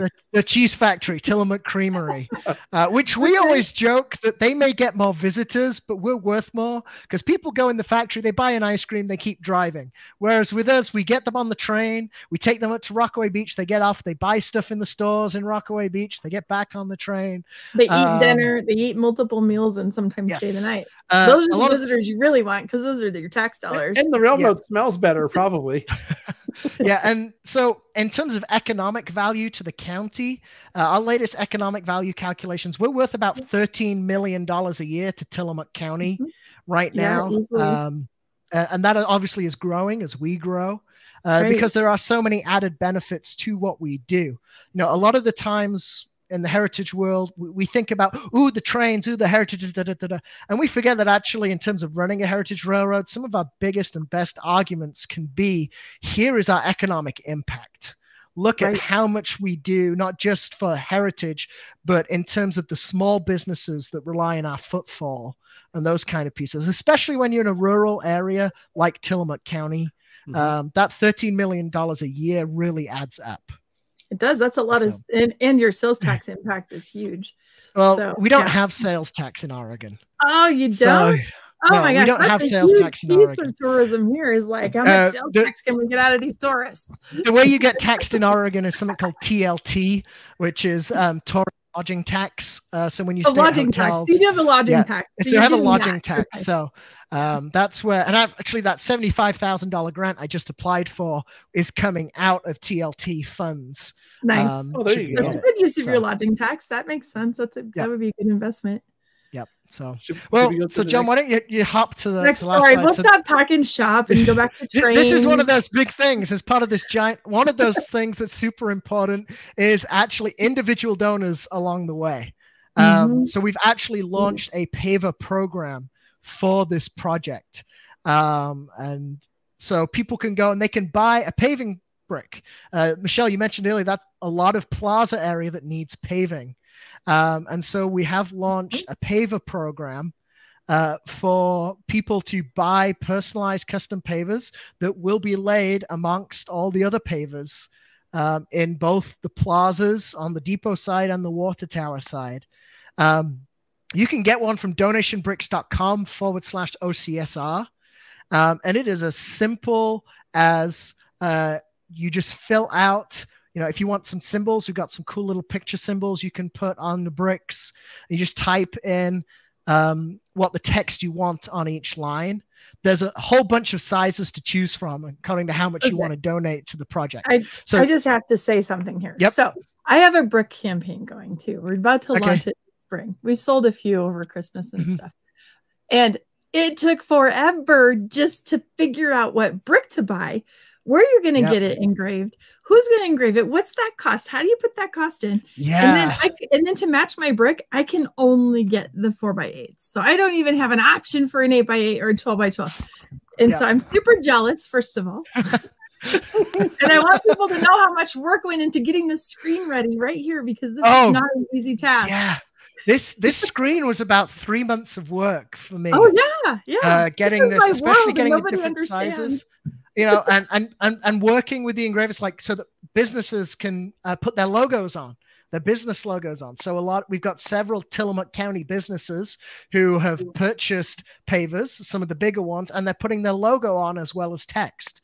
Because for them, not only are they giving to a project that could ultimately help them get more footfall, they kind of get this free little piece of advertising as part of donating to the project. That's impressive. I don't know how you're getting that done, because we took bricks to 3 different kinds of engravers, including like water jet. And the water jet guys were like, forget it. That took 3 hours. We're not doing your bricks. Go away. Yeah. So the key thing for me was finding this company, Donation Bricks.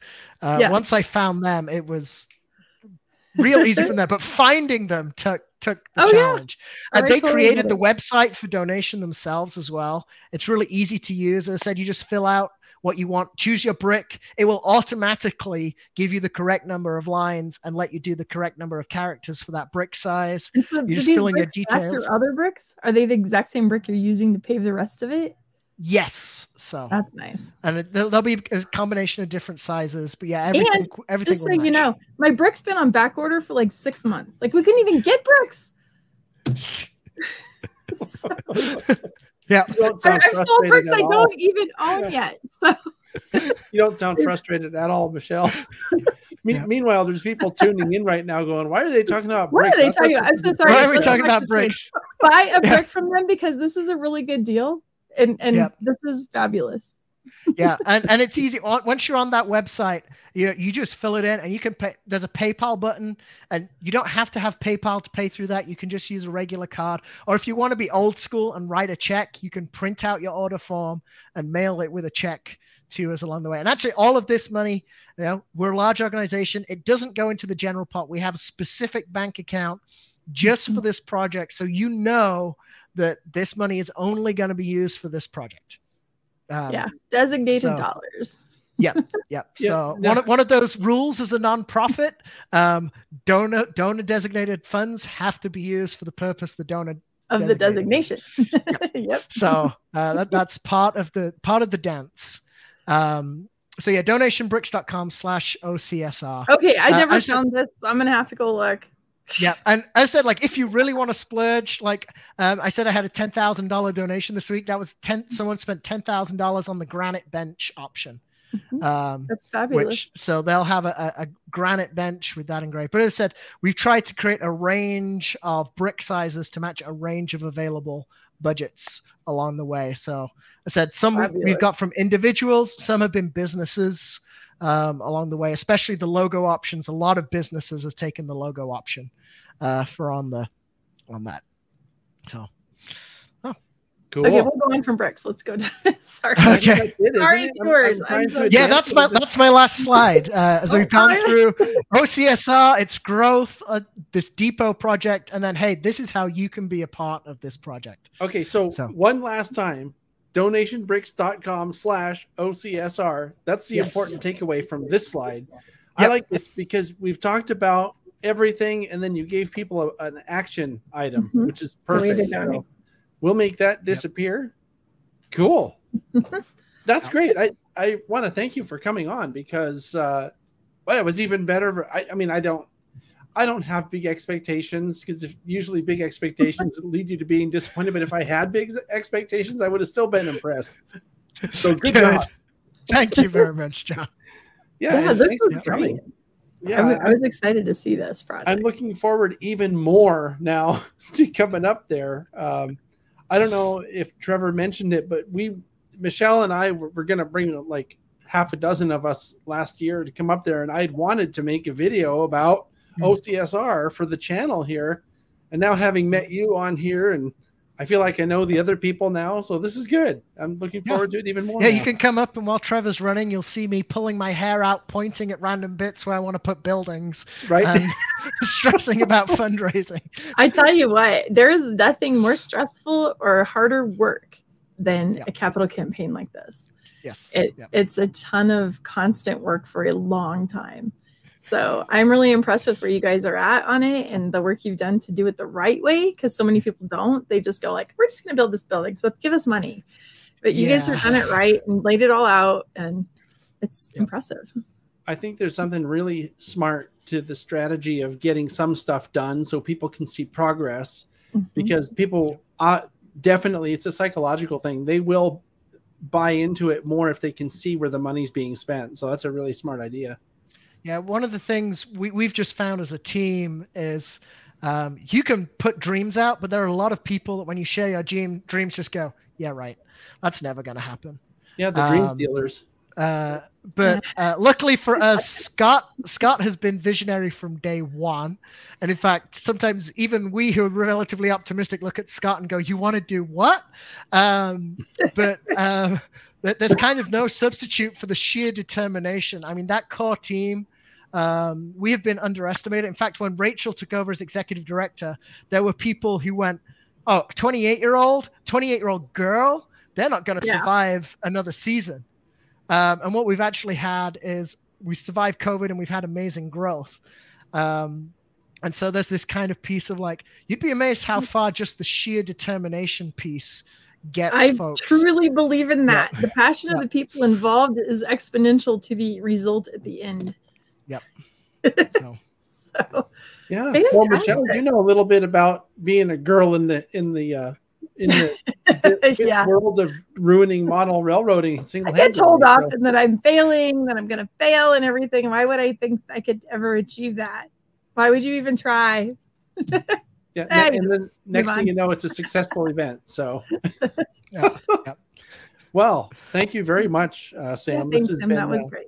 Eye-opening, and I'm really disappointed, Michelle, that we didn't get to go there last year. Now, me too. That would I got plenty of time to come and visit us this coming year. Yeah, and then I'll have to be like the spider extermination sponsor for the phone booth. I'll have to do that one. I was gonna go in one on our trip, and I walked up to it, and then it was like so full of spiders. I was so disappointed. Wanted to go in.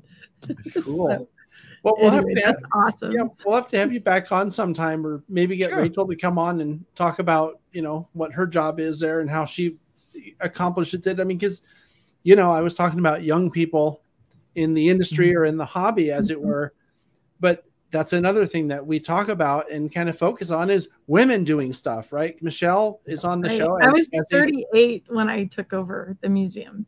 And everybody's like, this is the stupidest thing I've ever seen. But the museum's done very well, right? So they got the right person for the job. And it sounds like you guys are the right people for the job where you are. So it's excellent. Great presentation. Yeah. Thank you.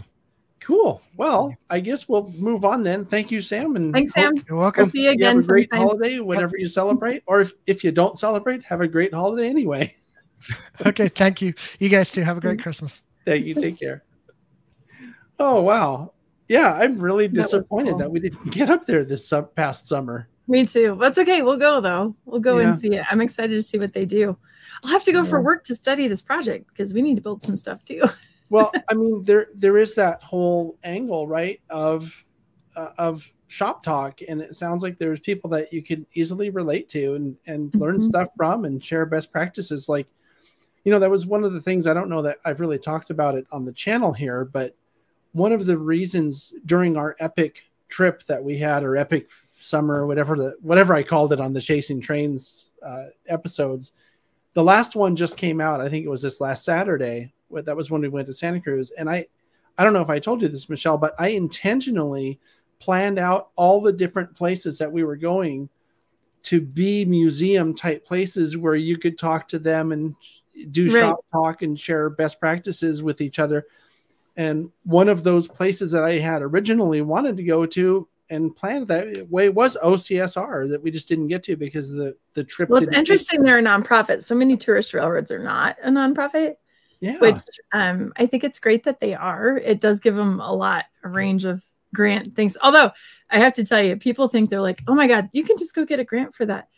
Okay, so they're not everywhere. They're few and far between. Like you said, education's about the only one that's kind of universal around the country.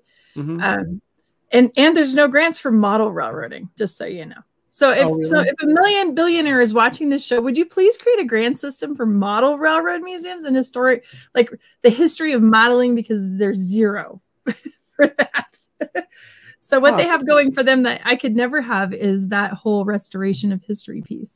Sure. And historic preservation is important enough to be one of the foundations of this channel. So right. And so they're doing this so well. I'm so impressed with what they've done there. So I had no idea. I didn't honestly, I didn't really know what we were going to learn today, but I'm really impressed. So anyway, we should probably shift gears here on to the next topic. We have another guest. Yeah. Yes, we have another guest. And so the next topic that I want to talk about is the PCR, which is the Pacific Coast region of the NMRA, has a regional convention every year. And I'm really excited because the one that's coming up, we're planning on making it a hybrid event, which means for people who haven't heard of that before, that not only is it going to be an in-person event where people can travel to Sacramento, which is where it's being held, and experience the in-person stuff, which would be, layout tours, in-person clinics, and all the social stuff you get with an in-person convention. But a hybrid is for people who can't come. So if you can't afford to come, or maybe you're mobility limited or something like whatever, maybe you have to be home for your family or your job, so you can't take an entire 5 days off of work or away from your family, you can tune in on the computer and basically get some of what's happening at the convention. And Sydney and I are part of the tech committee for this, so I'm pretty excited to be able to promote it here on the channel. And we're going to bring in David Putnam. Let me bring him here. There he is. Hi, David. How you doing? I don't know if can you hear me? Yeah, I was going to say, hey, you're muted. I was getting ready. Okay. I'm trying out new headphones that I just got. So well, they seem to be working okay. Yeah, yeah, yeah. So Good to see Dave, you guys. yeah, thanks for coming on. I'm glad you were able to make it. We were having a little technical issues earlier, but here Yes, we all are. my And my my MacBook Pro wasn't playing well with Chrome or whatever, so I, right, My power was I'm on today.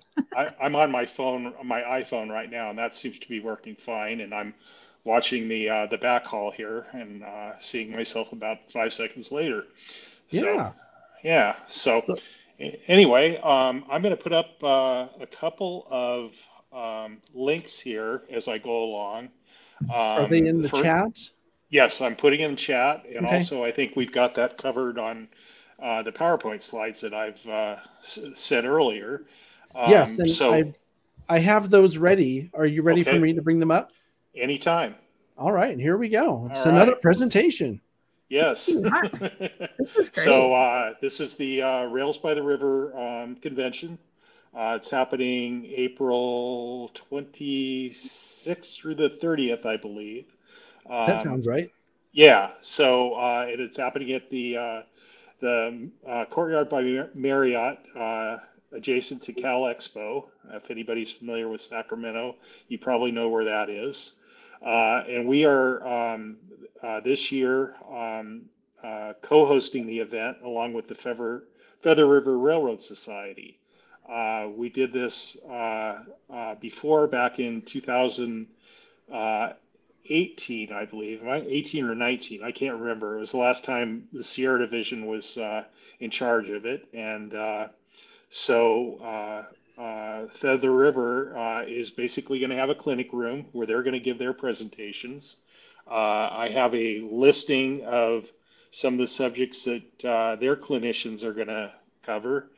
Should I we can go advance the over. slide, Dave? Or I don't have a slide that I think for okay. that, but go ahead. You can go ahead Okay. and advance. Let's see what comes up. By the way, I want to mention just real quickly. I think Michelle, you'll find this interesting to know. The Feather River Rail Society are the people that work at the Portola Museum that we went to last summer. They're the ones that aren't they, Dave? They're the ones who run the Portola Western Pacific Museum. The Western Pacific Museum in Portola. Yeah. So those bridges, I recognize those gold bridges from outside the.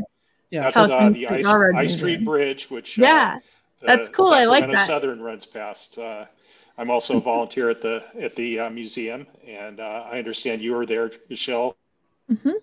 That was cool. I got to go twice recently and talked to some of the folks there. So, yeah, cool. All right. So anyway, like I said, the Feather River is one of our co-sponsors, and they've been gracious enough to provide me with some of the clinics that they've signed up. There's a Western Pacific typeface and graphics clinic, Western Pacific maintenance of way equipment clinic, historical archive pages, proto freelance Western Pacific Power, Nevada, California, and Oregon Railway, Western Pacific, the final years, and also one on the Sacramento Northern Diesels. So they not only cover the Western Pacific part of railroads in California, but also the Sacramento Northern, which has quite a following from what I understand. So that's kind of what we have on tap for their clinic room. And I have a feeling that some of these are going to move into our virtual clinic room also. We just have to get clearance. Some of the material is copyrighted or exclusive use granted. So, some of the presenters are kind of leery about putting stuff up on the web. But I think as we all move along through this new virtual world here, people are getting a lot more comfortable with it and are figuring out how to do this without getting everybody sued. So anyway, this is the hotel where the convention is going to take place. Marriott has 2 or 3 hotels in this complex, and this is your typical Marriott. When you go online, you can book your room just like any other booking for Marriott. You can use your account, get your points and all that. we have a certain number of rooms that are being held for us. I believe those are going to be available until sometime in March, but the earlier the better. We've seen these deals where hotel rooms are all booked up, they have other events going on, and they won't be available.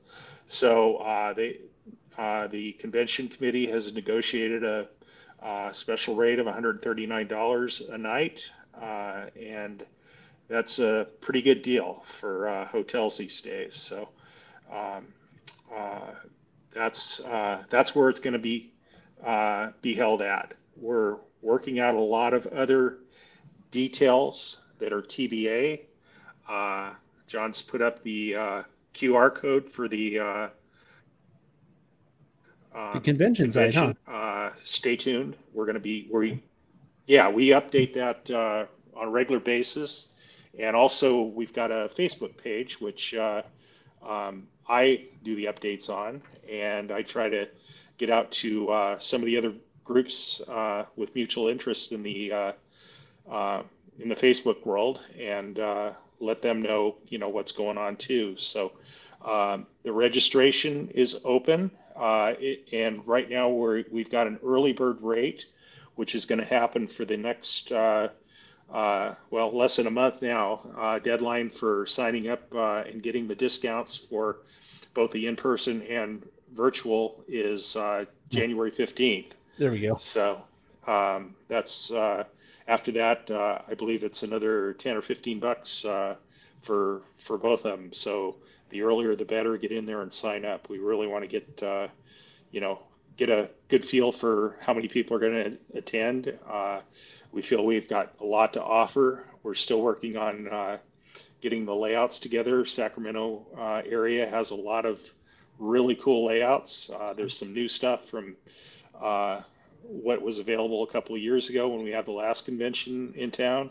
So, and we'll be publicizing that a little more once we come up with a list, probably a little after the holidays are over. And also the clinics for the NMRA side will be announced in the near future also.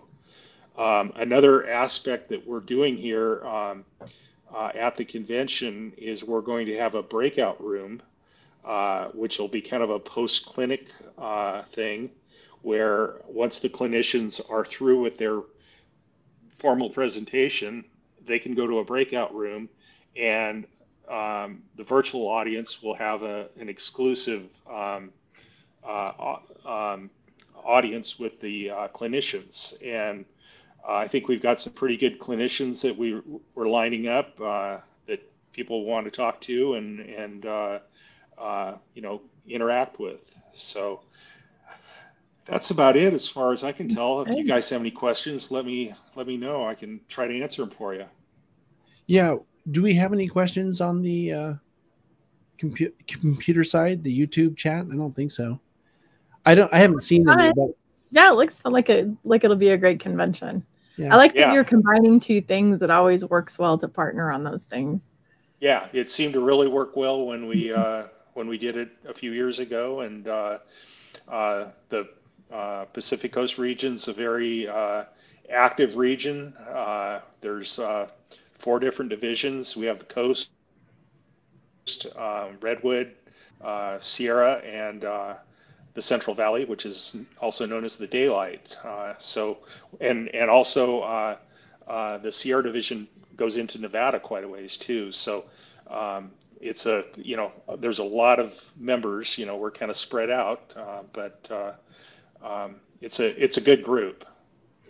I do want to go through a couple of the other slides that are left over, if that's okay with you, Dave, because I do think it's important to mention. Yes. I focus a lot on the virtual side of things because I try to be as inclusive as possible. It's one of the reasons why we do this show, is that people can't always make it to conventions. But one of the reasons why, and one of the reasons why I can't make it to a lot of conventions is it is cost prohibitive. But there are some real benefits to attending in-person conventions, and a bunch of them are listed here. The benefit to doing the virtual one is that you don't have to be excluded from all of this. You can be included on some of the stuff, and it gives you something to do, a sense of inclusion. And also there are people that you will meet at a virtual convention that become friends, that you become friends with. So, it's the same social aspect, just not face to face. And one of the big takeaways that we learned from doing the national convention virtually a couple of years ago, or a year and a half ago, whenever that was that people who attended virtually felt, I'm going to call it, equalized. And what I mean by that is when you're all the same size picture on the screen, you're all equal. Everybody has a microphone, everybody has a picture, and the presenter is not any bigger than anybody else. And it makes them a lot more approachable when people have questions. So there's a lot of, interesting dynamics that take place when you're talking about doing things virtually as well. Yes, I agree totally. Yeah, this is another great thing that's if you go to the in-person one. Yes.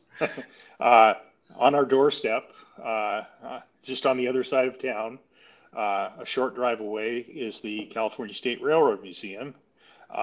Many have been there. Many have heard about it and want to go there. And now there's even more reason to visit it. The NMRA exhibit is upstairs on the 3rd floor.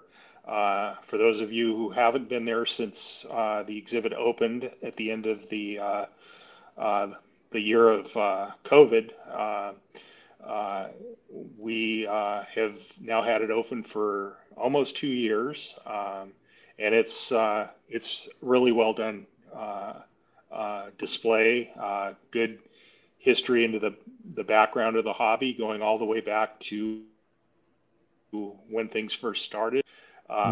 We have now got plans on the burner to do some improvements, make it more interactive. That's all coming along. For those of you that come out in April and go to visit, we would very much like to hear your input and reaction to what you see, and maybe some good suggestions. So, in the museum and the NMRA, I feel, are on very solid footing. Our contract with the museum is good for 8 more years, and with renewal privileges from what I understand. I'm not in on all the gory details on the legal aspects, but it's definitely a big plus, and I think it's a good chance for the public to see what model railroading is all about. Yeah, I think it's in line. I'm having a cramp in my leg. I don't know if you saw me freak out just now. One of banana. I'm muted because my husband is snow blowing outside my window. So I've just been, it's super loud, and we're getting so much snow right now. So we're all having our own issues right now, aren't we? It's dark. Tell them to come inside. I do want to mention something about the California State Railroad Museum, and then we'll wrap this up. Okay. The California State Railroad Museum is actually what's the name of the big famous museum? Michelle, you know this. Smithsonian. It's a Smithsonian. I'm like, what? Yeah. We're affiliated with them. Yes. It's a Smithsonian affiliate, and that makes it a real destination for people that visit California. And if you're a rail fan, it's even more so. And the NMRA exhibit fits in with that level of exhibit, I think. So it's definitely worth a visit, whether you go to to this convention or not. You should definitely take a look at the CSRM and the NMRA exhibit if you get there. I agree. Yeah. And we're going to have a group rate available for convention attendees too. So, cool. I thought I remember seeing somewhere that it was supposed to be free to get, or is that for a different PCR? That's for the just for the Pacific Coast. We're having a free day coming up here in February, but we're working closely with the museum, and I think it's either going to be minimal cost or possibly free, and we're also looking at having an event there too in the Roundhouse. Okay. So there's a question, Dave, on screen. I don't know if you can see that if you're on your phone, but Cliff is wondering if there's any prototype tour information for the PCR convention. Because I know sometimes that's part of the convention. Yes, we're still looking out some details for that. I know the Siemens factory is going to have a tour, and that information is on the website. I'm trying to recall. I think something else is booked, but we've got a few more things that haven't been firmed up yet, but they will be announced soon. So I would check back on the website in January, and we'll have a lot more information then. Yeah, and so I'll probably be on for another visit by then too, I think.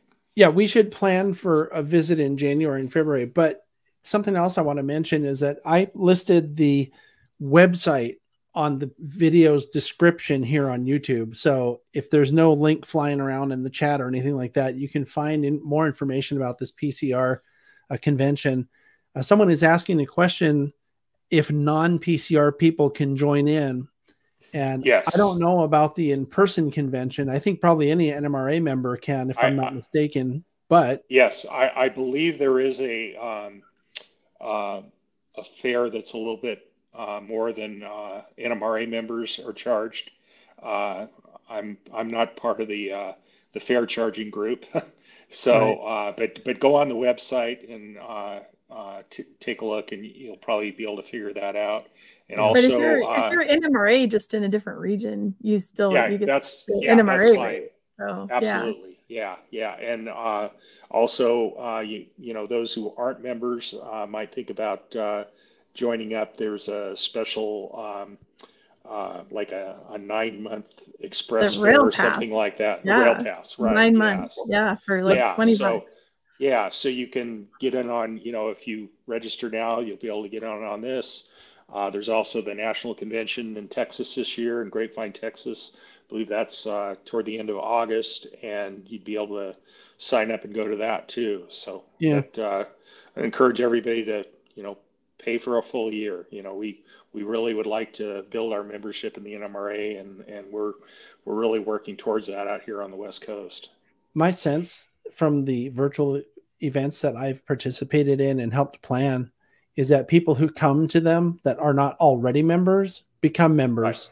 Right. And I do want to mention, because someone said it in the chat and I put it up on the screen here, which is if you attend virtually, you don't have to belong to anything. You can just attend virtually. It's open to anybody in the world with an internet connection. So if you're down under, and, you know, we have a lot of viewers in Europe, and we have a lot of viewers in Australia and New Zealand and Germany. There's England. There's a lot of people everywhere. Well, I guess that's Europe.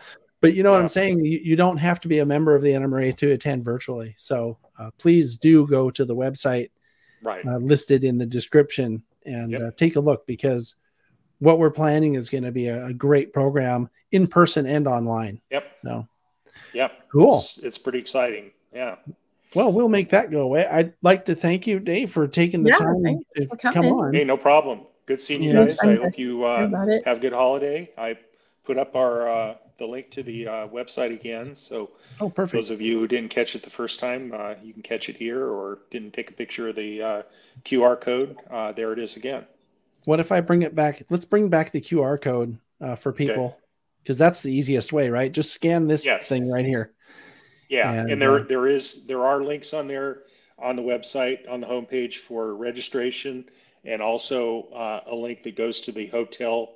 There's a hotel tab. Just click on that, and it will immediately put you over on the Marriott website and automatically put the convention attendee discount deal up there. So all you have to really do is book the number of days that you want to come out, if you want to stay at the hotel, and you know, we'd love to see as many of you as possible in real life, but if not, we're really looking forward to putting on a great virtual event too. We're all kind of, you know, treading into new ground here, and I think it's in good hands with John and Sydney and a few of our other tech heads in the that are on the committee. Cool. All right. Well, That's great. happy Christmas and Merry New Year to you, Dave. And we'll be Happy talking. solstice. Yep. Yeah, exactly. That's today. So we'll be talking to you soon. All right. Take Okay. care, man. Okay. Take care, Bye. guys. Thank you. All right. And what Sparky said is right here. The host I just realized that this is the bag I got at the. Can you guys see that? Yeah. That's the bag I got at the California State Railroad Museum. Yep. I took I your just picture. saw that. You should use that picture I sent you with that bag as your profile picture. Yeah. Oh, so Well, I know that you have to go in about 10 minutes, but we have one more thing to talk about. Okay. Well, let me bring up the guest, and I don't know if we can get through it in 10 minutes, but if you have to take off, it's okay. Okay, just so everybody knows, I have to go get my mom at the airport in the middle of a blizzard. So I need to leave so I can actually make it there in time to get her. So. And the more important thing, Michelle, is be careful. I know. My husband's going to drive, and we're going together to go because it's an hour in a blizzard to the airport. So. Tell Keith, be careful.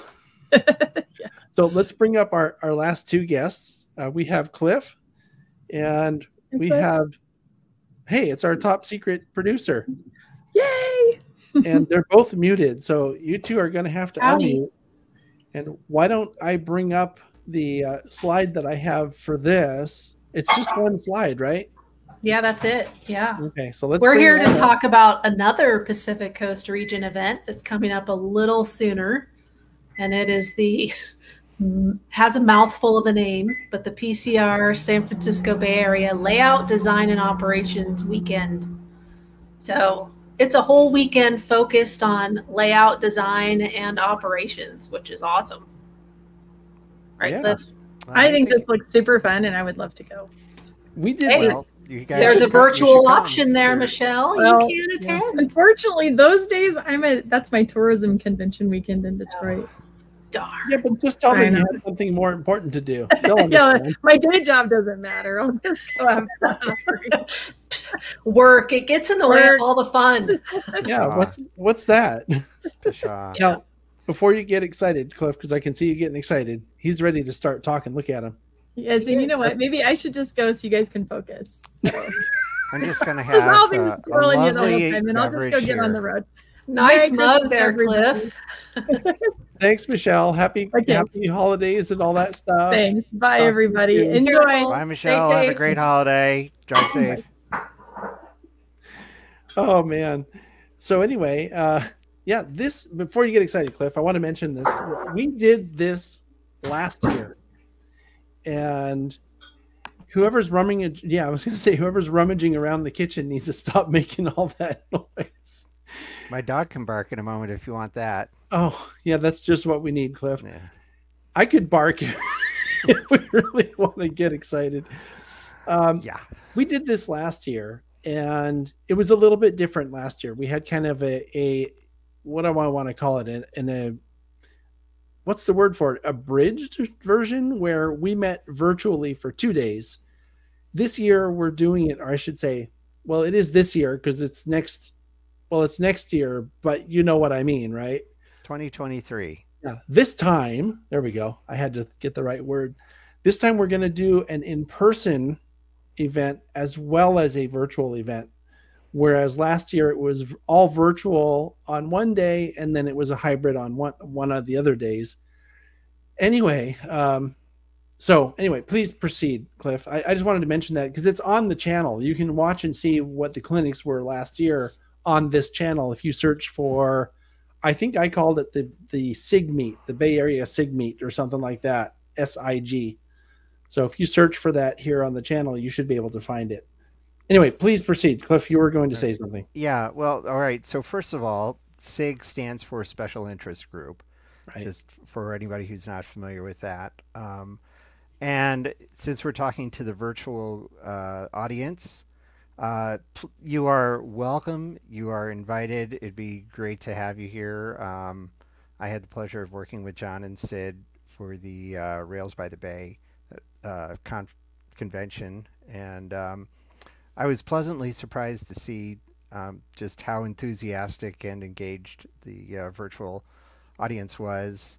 Last year, we were earlier in 2023 when we did this, we were kind of surprised because there were some folks who came for the morning in live and then went home and logged in and saw the rest from the convenience of their own home. So I think that there's a lot of optionality that is offered to somebody who wants to try it a little bit live or a little bit virtual or whatever they like. Yeah, our in-person attendees, if you register for in-person, you'll automatically get the Zoom link. So you'll always have that as a backup if you want, in case, you know, you start feeling sick or something. Please stay home. Yeah, if you're sick, we don't want you showing up in person anyway. Yeah. Please take care of yourself first. That's and if I show up there, it'll make everybody sick. So everybody will have to go home. Hopefully not. Well, I'll be in the back. I'll be in the back doing all the virtual stuff, so you don't have to worry about that. Yeah. Was it something I said? Yeah. Well, so now as much as we've prattled on about the virtual stuff, there is a fair amount of live events, and boy, we would really like to tell you a little bit about them. As you can see from the slide, we start off Friday afternoon with a tour of the Richmond Pacific Railroad.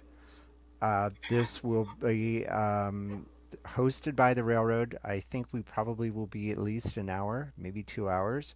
We're going to be in Richmond, California, which has a history of being one terminus of the Santa Fe Railroad. There's a quite an active port there as well. The Union Pacific comes through, and the Richmond Pacific is a port switching railroad and also serves as a bridge line between the BNSF and the Union Pacific.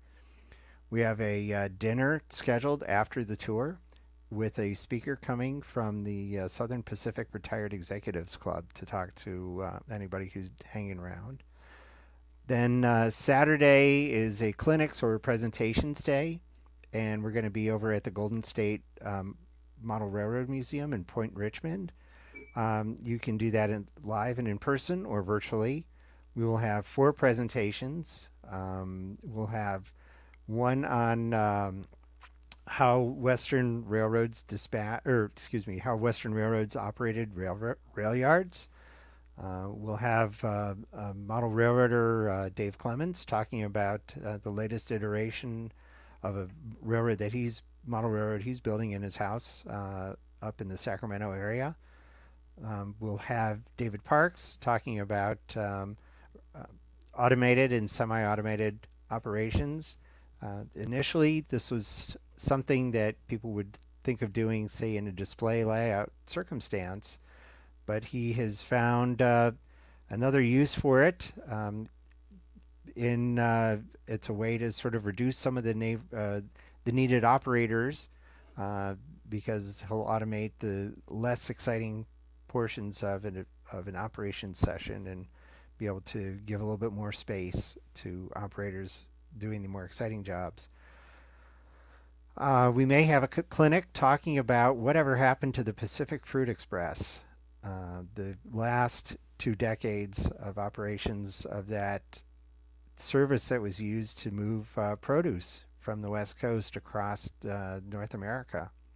And then we will have a design challenge, and it's too bad I didn't get a chance to talk to our guest it was Sam, right, from the Oregon Coast, because the design challenge is for a British concept layout where you would have a small scene and staging and through trains and train stopping for switching. Yeah, it's an exhibition style, so it's meant to be shown off.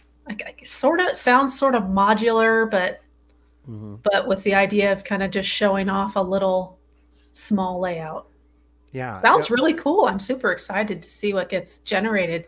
And all registrants can enter the design challenge, right? And put together your idea, your solution, a sketch as complicated or as simple as you want. And for virtual people, we can, you can record or put together some slides if you want. So we have a coordinator that'll handle all that. But yeah, I encourage you, just for the design challenge, it's kind of cool to have a little bit of a puzzle to figure out. Yeah. I'd like to jump in for just a second, because I think since we're talking about February 4th, which is the Saturday, that's the day that's going to be hybrid. We're going to have the virtual component as well as the in-person. And I want to bring up something that I created last year for the other one. I've actually modified it for this year, and it shows people how this works. So if you attend in person, that's the first column here. You get the live presentations, interaction with the clinicians, Q&A. You don't get clinic goes on, which I misspelled, unfortunately, and I called it clinic. But you'll see, you'll see. You also in person get the field trip, open houses, and op sessions. The open houses and op sessions happen on Sunday, which we'll talk about in a minute. But the virtual attendees get all of this stuff except for the field trip stuff, because we're able to bring that out virtually. And then something else that we did last year, which I was told recently we're going to do this year as well, is we're going to simulcast it here on the channel, just the live presentations. So we're not going to, you won't be able to ask questions or anything like that, but as a form of outreach is what we call it. We're including basically a stream of a simulcast of what happens in the Zoom meeting minus all of the social interactions. So I think that's an important thing to show here, because the in-person and the virtuals have some differences, but not a lot. But more importantly, you can attend virtually from anywhere in the world, like I was just saying a minute ago about the PCR convention when we were talking with Dave. So I thought that was relevant. I'll bring the orange picture back and we can continue talking about this. But I just wanted to mention that because I do think it's important to let people know you don't have to be a member of the PCR. You don't have to be a member of the NMRA. You don't have to be a member of anything. All you need to do is have an internet connection, and you can either attend virtually with the Zoom option that we talked about that costs, $15 right now for the early bird, or watch on YouTube. I would attend the Zoom because you can actually talk to people and meet people that have similar interests. Please proceed. We have a good time in the virtual, hanging out with people, chatting, getting to know people, seeing people we know. Same kind of experience as in person, right? So we just do it virtually. So we have a good time. What's cool about it? Sorry, I said to proceed, but I want to mention something else. What's cool about the virtual portion on the Zoom call is that you might live in Australia. There may be someone else that lives in your town that you don't even know is interested in the same Western railroads or U.S. North American railroads that you're there to see. And I think that's pretty cool, because you may meet someone local that you can hang out with. It's happened. So I think that's pretty cool. Yep. Or you can make new friends with people on the other side of the Pacific Ocean. And sure. You'll have people who would love to welcome you into their home and show off their layout or discuss model railroading, or just just engage in social aspects of the hobby. Well, let me just kind of blather on for a little bit about the continuation of Saturday. Is Saturday evening, we're going to have open houses and tours of railroads from the East Bay, which is the San Francisco area, but it's on the eastern side of San Francisco Bay. So this would include places like Richmond, Oakland, Alameda. I'm not sure how far south we're going to go, but it's basically Contra Costa and Alameda counties. So they'll be open that evening. And then on Sunday, a number of layout owners are going to open up their layouts for operating sessions. And if you can make it on an in-person basis, these are great if you're new to operations, because it's generally a lot less stress. There's, it's designed for new entrants, first-timers. It's a great chance to get to meet some layout owners, get to meet some other people, learn about operations. I mean, it's a lot of fun to play with a model train in an prototypical manner, and so it's a great chance. I'm not sure what layouts are going to be open. but I know that there will be a number. And so that is, and then as the slide says, there's an early bird discount if you register before January 1st. So you still have a couple of more days left to do it. It's $35 for in-person, $15 for virtual. The price will go up. And not by much though. It's just $20 for virtual and $40 for in-person after that. But okay. Every dollar counts. Oh, and by the way, if you do register for the in-person, that price does include a box lunch for you. On the I'm clinic coming just for that. Wow. On Saturday. That's worth it. It makes it easier so we don't have to leave the place. Everybody can hang out and talk and chat. So we'll make it a little bit easier. Also, another awesome benefit to this whole weekend for virtual and in person is that you get access to a free layout design or operations consultation with volunteers from the Layout Design Special Interest Group. So once you pay for your ticket, you will get a link to a Google form to sign up for that. And then the Layout Design Special Interest Group will contact you, and you can probably, they're going to be done by Zoom, all of them. So you meet and get a free 30-minute consultation. And we've known a lot of people that have taken advantage of this service. And it's really, like Fern Creek and Western, they made use of this. And I think it really helped put them further along on their operations of a garden scale layout. So I was just talking to a friend that I met at the Bay Area Prototype Modelers Meet, Mike Cohen.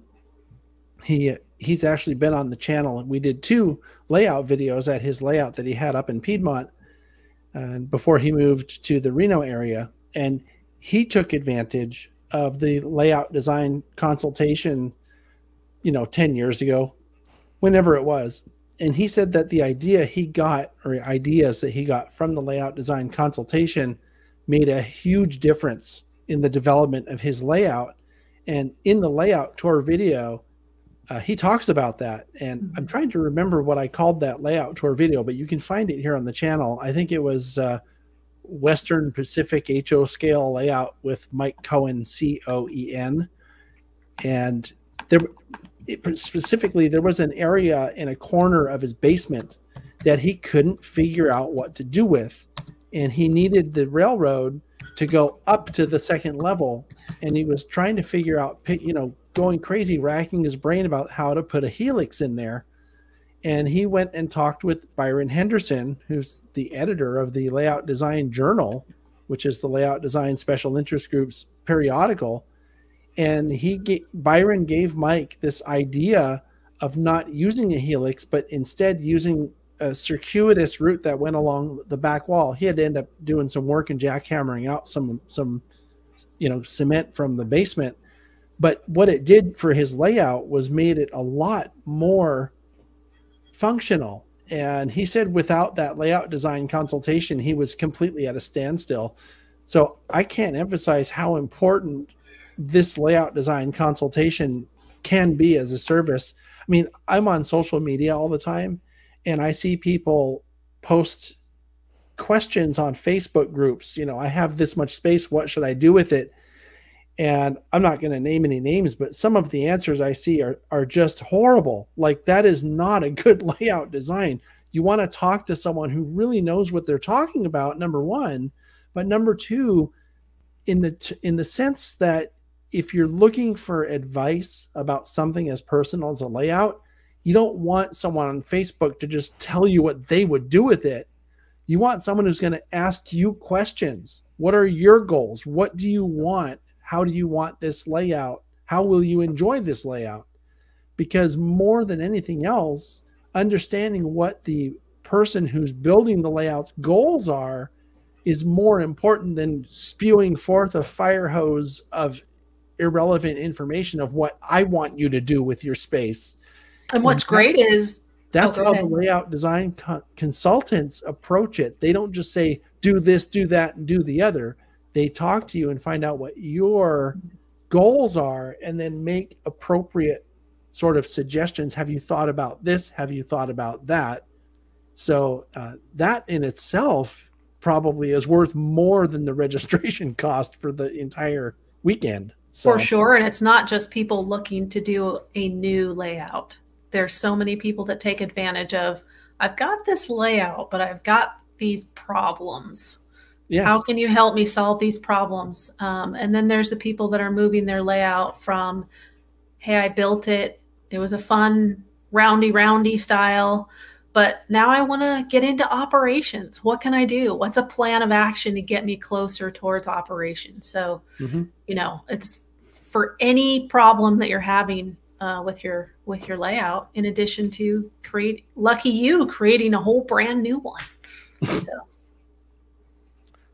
Yeah, I have accessed consultations from folks both on the operations and on the design side. And one, I just remember that I'd come up with, I thought it would be neat to have some diamond crossings with two spurs just crossing in diamond crossings. And I probably was Byron. He looked at it and he said, boy, that's going to be a pain in the neck to lay that track. Why don't you just do it this way? I'm like, well, but, and he's like, you know, the real railroads, they wouldn't put diamonds in if they didn't have to. And sure enough, that was a very practical and easy to implement, and it made suggestion, and it made a lot of sense. You know, the advantage is these are all suggestions, so you don't have to follow them 100%. Right. They're not going to come to your layout and say, hey, wait a minute, I told you to do this. And since you didn't pay, you know, maybe $200 for a professional consultation, you don't feel super beholden to do what you paid $200 for or whatever. So, you know, you can just get some good ideas. You know, this event happens every year. You could sign up every year and get yourself inched towards perfection. You know, what I would have to say is perhaps one of the biggest hallmarks of this event, and I've been going to this since, oh man, the first decade of the century, maybe 2006, 2007 or something like that, is this is a place where ideas are shared and exchanged, and everything is considered fairly equal. No idea is bad. No question is stupid. Everyone is welcome to come in and participate. That was before I started coming. I don't think that. I think you enhance it, John. Oh, okay. All questions. Yeah, that layout design valid. Special interest group people that volunteer for the consults are really great people, and they have just that wonderful attitude of being really supportive of what you want to do, but also no nonsense and letting you know when something's just a little too crazy to do. So that's nice. Yeah. Rather than someone who just agrees with whatever you say. So yeah. So this is actually the most, I guess, time sensitive thing that we've talked about tonight, because it's coming up only in a couple of months here, February 3rd through the 5th. Yeah. You don't have to worry about the Super Bowl because it happens in between the last weekend of the playoffs and the Super Bowl. You know, they have that bye week in between, and it's been made that way by design. And, you know, if you can come out to the Bay Area and join us in person, that would be great. We're always happy to bring in new people into the world of operations, for example. And one of the things that I did a video about the meet about 3 or 4 years ago, and one of the main things they talked about were the op sessions being easier for people who are just coming in, like someone here was mentioning earlier. That's a great way to enter into operations.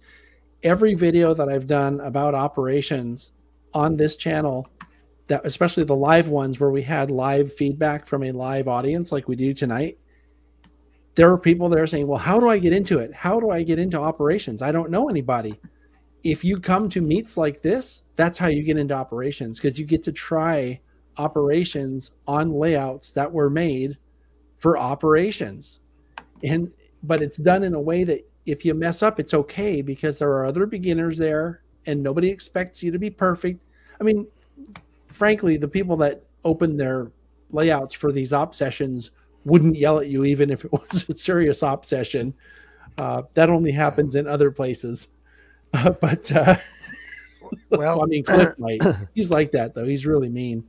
He'd probably yell at you. Speaking from personal experience, John, a number of years ago, I opened up my old layout for this weekend, and I had 2 new operators, and I had all kinds of plans for, we'll follow the preordained scheme. And as it turned out, one person sort of thought they knew what they wanted to do, and I just said, okay, here's your instructions, come get me when you're done. And then the other person really benefited from me just spending a little bit of time and helping him work through all the different moves that he needed to make to switch an industrial area, and everybody had a great time. That's what it's about. Right? So I see Daniel Coulter says, would this be beneficial for a beginning model railroader? You bet. Come on out. This would be, we'd love to see you. Yeah, I found it really interesting, all the content and everything. Even if you aren't into modeling, it's still super interesting content, and getting to know all the people. Something that I want to mention about it, because the first one that we went to, I don't have any plans to build a layout. I don't have time for that, to be honest. I mean, I do have plans, but I don't have time, and I don't really have space. It'll happen someday. But just the level of knowledge in the room, to me, was just mind-blowing. Like, anybody in the audience could have been up there given the clinics. Not anybody, but most of the people in the audience. So not only is it helpful for a beginner to get their feet wet into layout design or operations, but it's also a great place, if you do know stuff, to go and hang around people that also know stuff, and you'll have all kinds of great conversations. So Daniel was asking, would it be good for a beginner? Absolutely. It would also be good for someone who's very seasoned, so it's just a great event. And the people that put it on are all these really welcoming and hospitable people that want you to come have fun and check out operations, and operate on these actually world famous layouts in some cases. I think that's really cool. So if you've seen a layout in a magazine, you might get to operate on it. And I think, that's pretty cool, isn't it? And keep this event in mind. We always run this event every year in that weekend right before the Super Bowl. And it's a great time to visit California because it's not snowing here. So, well, not in the Bay Area. Think about it. Think about it. Come visit. It's a nice weekend. That's it. And next year it'll be in Marin, which is just a little bit closer to Napa County and Sonoma counties. You're not suggesting that we would go get wasted, go have wine tasting, are you? Well, since you mentioned it, John, there is the Napa wine train. That's true. Yeah. So, and more importantly, people can go ride BART. They can go ride BART and Smart over there. That's on the Sonoma and Marin area rapid transit, right? That's it. So one other thing, it's at the bottom here. We have a website set up for this, bayldops.com. To clarify, that's an L as in lollipop. Yeah, because it kind of looks like an I there, but it's Bay LD Ops. Yeah. Oh, should have done it in all capital letters, Apparently, I should have. Yep. Yeah, but bayldops.com is the website to go sign up, and you can see that there's a different registration for virtual as there is for in person. But as someone mentioned earlier, the in-person signups also get access to the virtual. So if you show up in the morning, and I don't know, maybe you have something to do that afternoon, but you want to catch the tail end of it or something like that, you can get home and then turn on your Zoom call and catch the last parts of it, or just go home, go have a nice lunch and go home and join us virtually for the end of it. We had plenty of people do that last year during the during the clinics day too. So, and let me just interject in case you're reading this, and even if you go to the website and you're like, okay, what are the layouts on tour, and what are the layouts for the op session? That's still in development right now, and they withhold the specific addresses for some of these layouts, except for when you are officially registered for this. Right. So yeah, right. Because so sorry.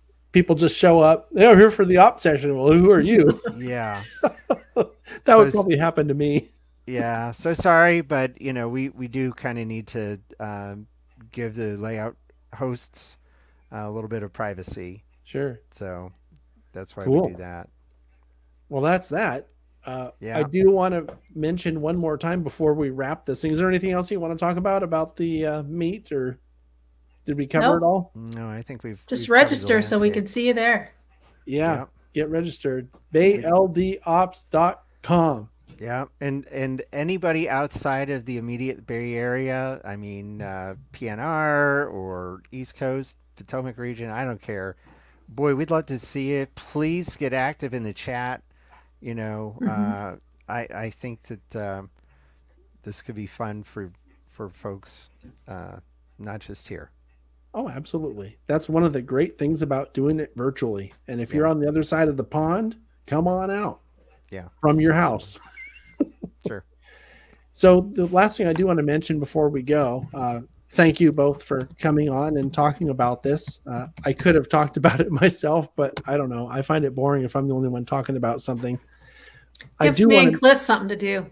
Yeah. There you go. Thanks for coming, Cliff. Thanks for having me. It's been great. We got to get you some whiter lights though, because everything looks orange on your camera. Sorry, I realized that I should have set up my ring light, but yeah. Do you have your Halloween lights on or something? Why is it all orange like that? Cliff's feeling an antique over there. We'll have to take a look at your lighting setup next week. So I have to say, the Oregon Coast, this is like playing right into me. I've got this little logging layout that I'm building. Hopefully it'll be open for the SIG meet. Yeah. And I am kind of feeling the antiquity. So that's where I'm channeling right now. Yeah, that's cool. Yeah. Right on. Well, hey, the other thing I wanted to mention is just a reminder in case you tuned in late, Sparky 107 YouTube channel. Search for that, Sparky 107 here on YouTube, is doing his annual Christmas show on December 25th.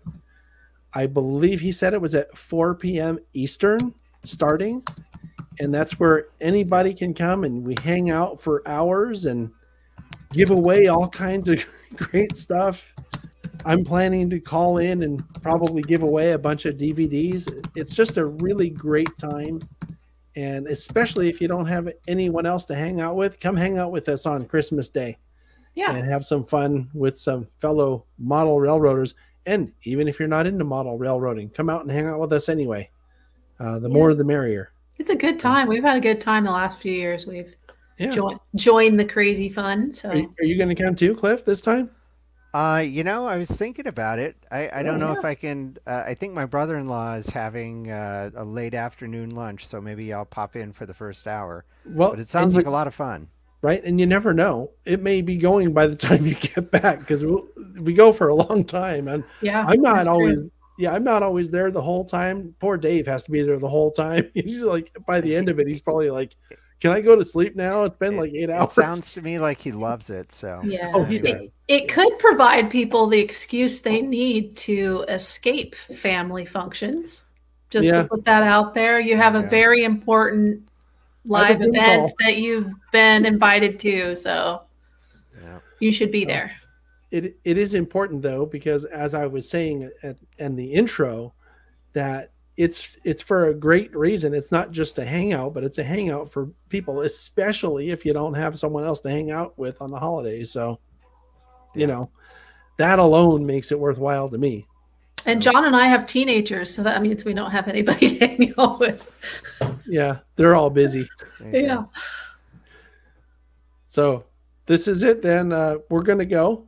Want want to thank everybody for watching tonight, and also all the guests that came on. It was a really busy show, wrapping up 2022. I mean, it's hard to believe it's already the end of the year. And I'll be working on the TSG podcast here over the next couple of weeks.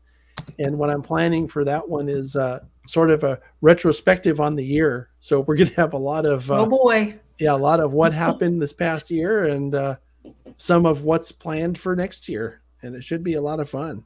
So thank you all for watching. Thank you all for coming. Thank the moderators in the chat for keeping stuff on topic. And I guess we'll see you all next year. See you later. Bye-bye.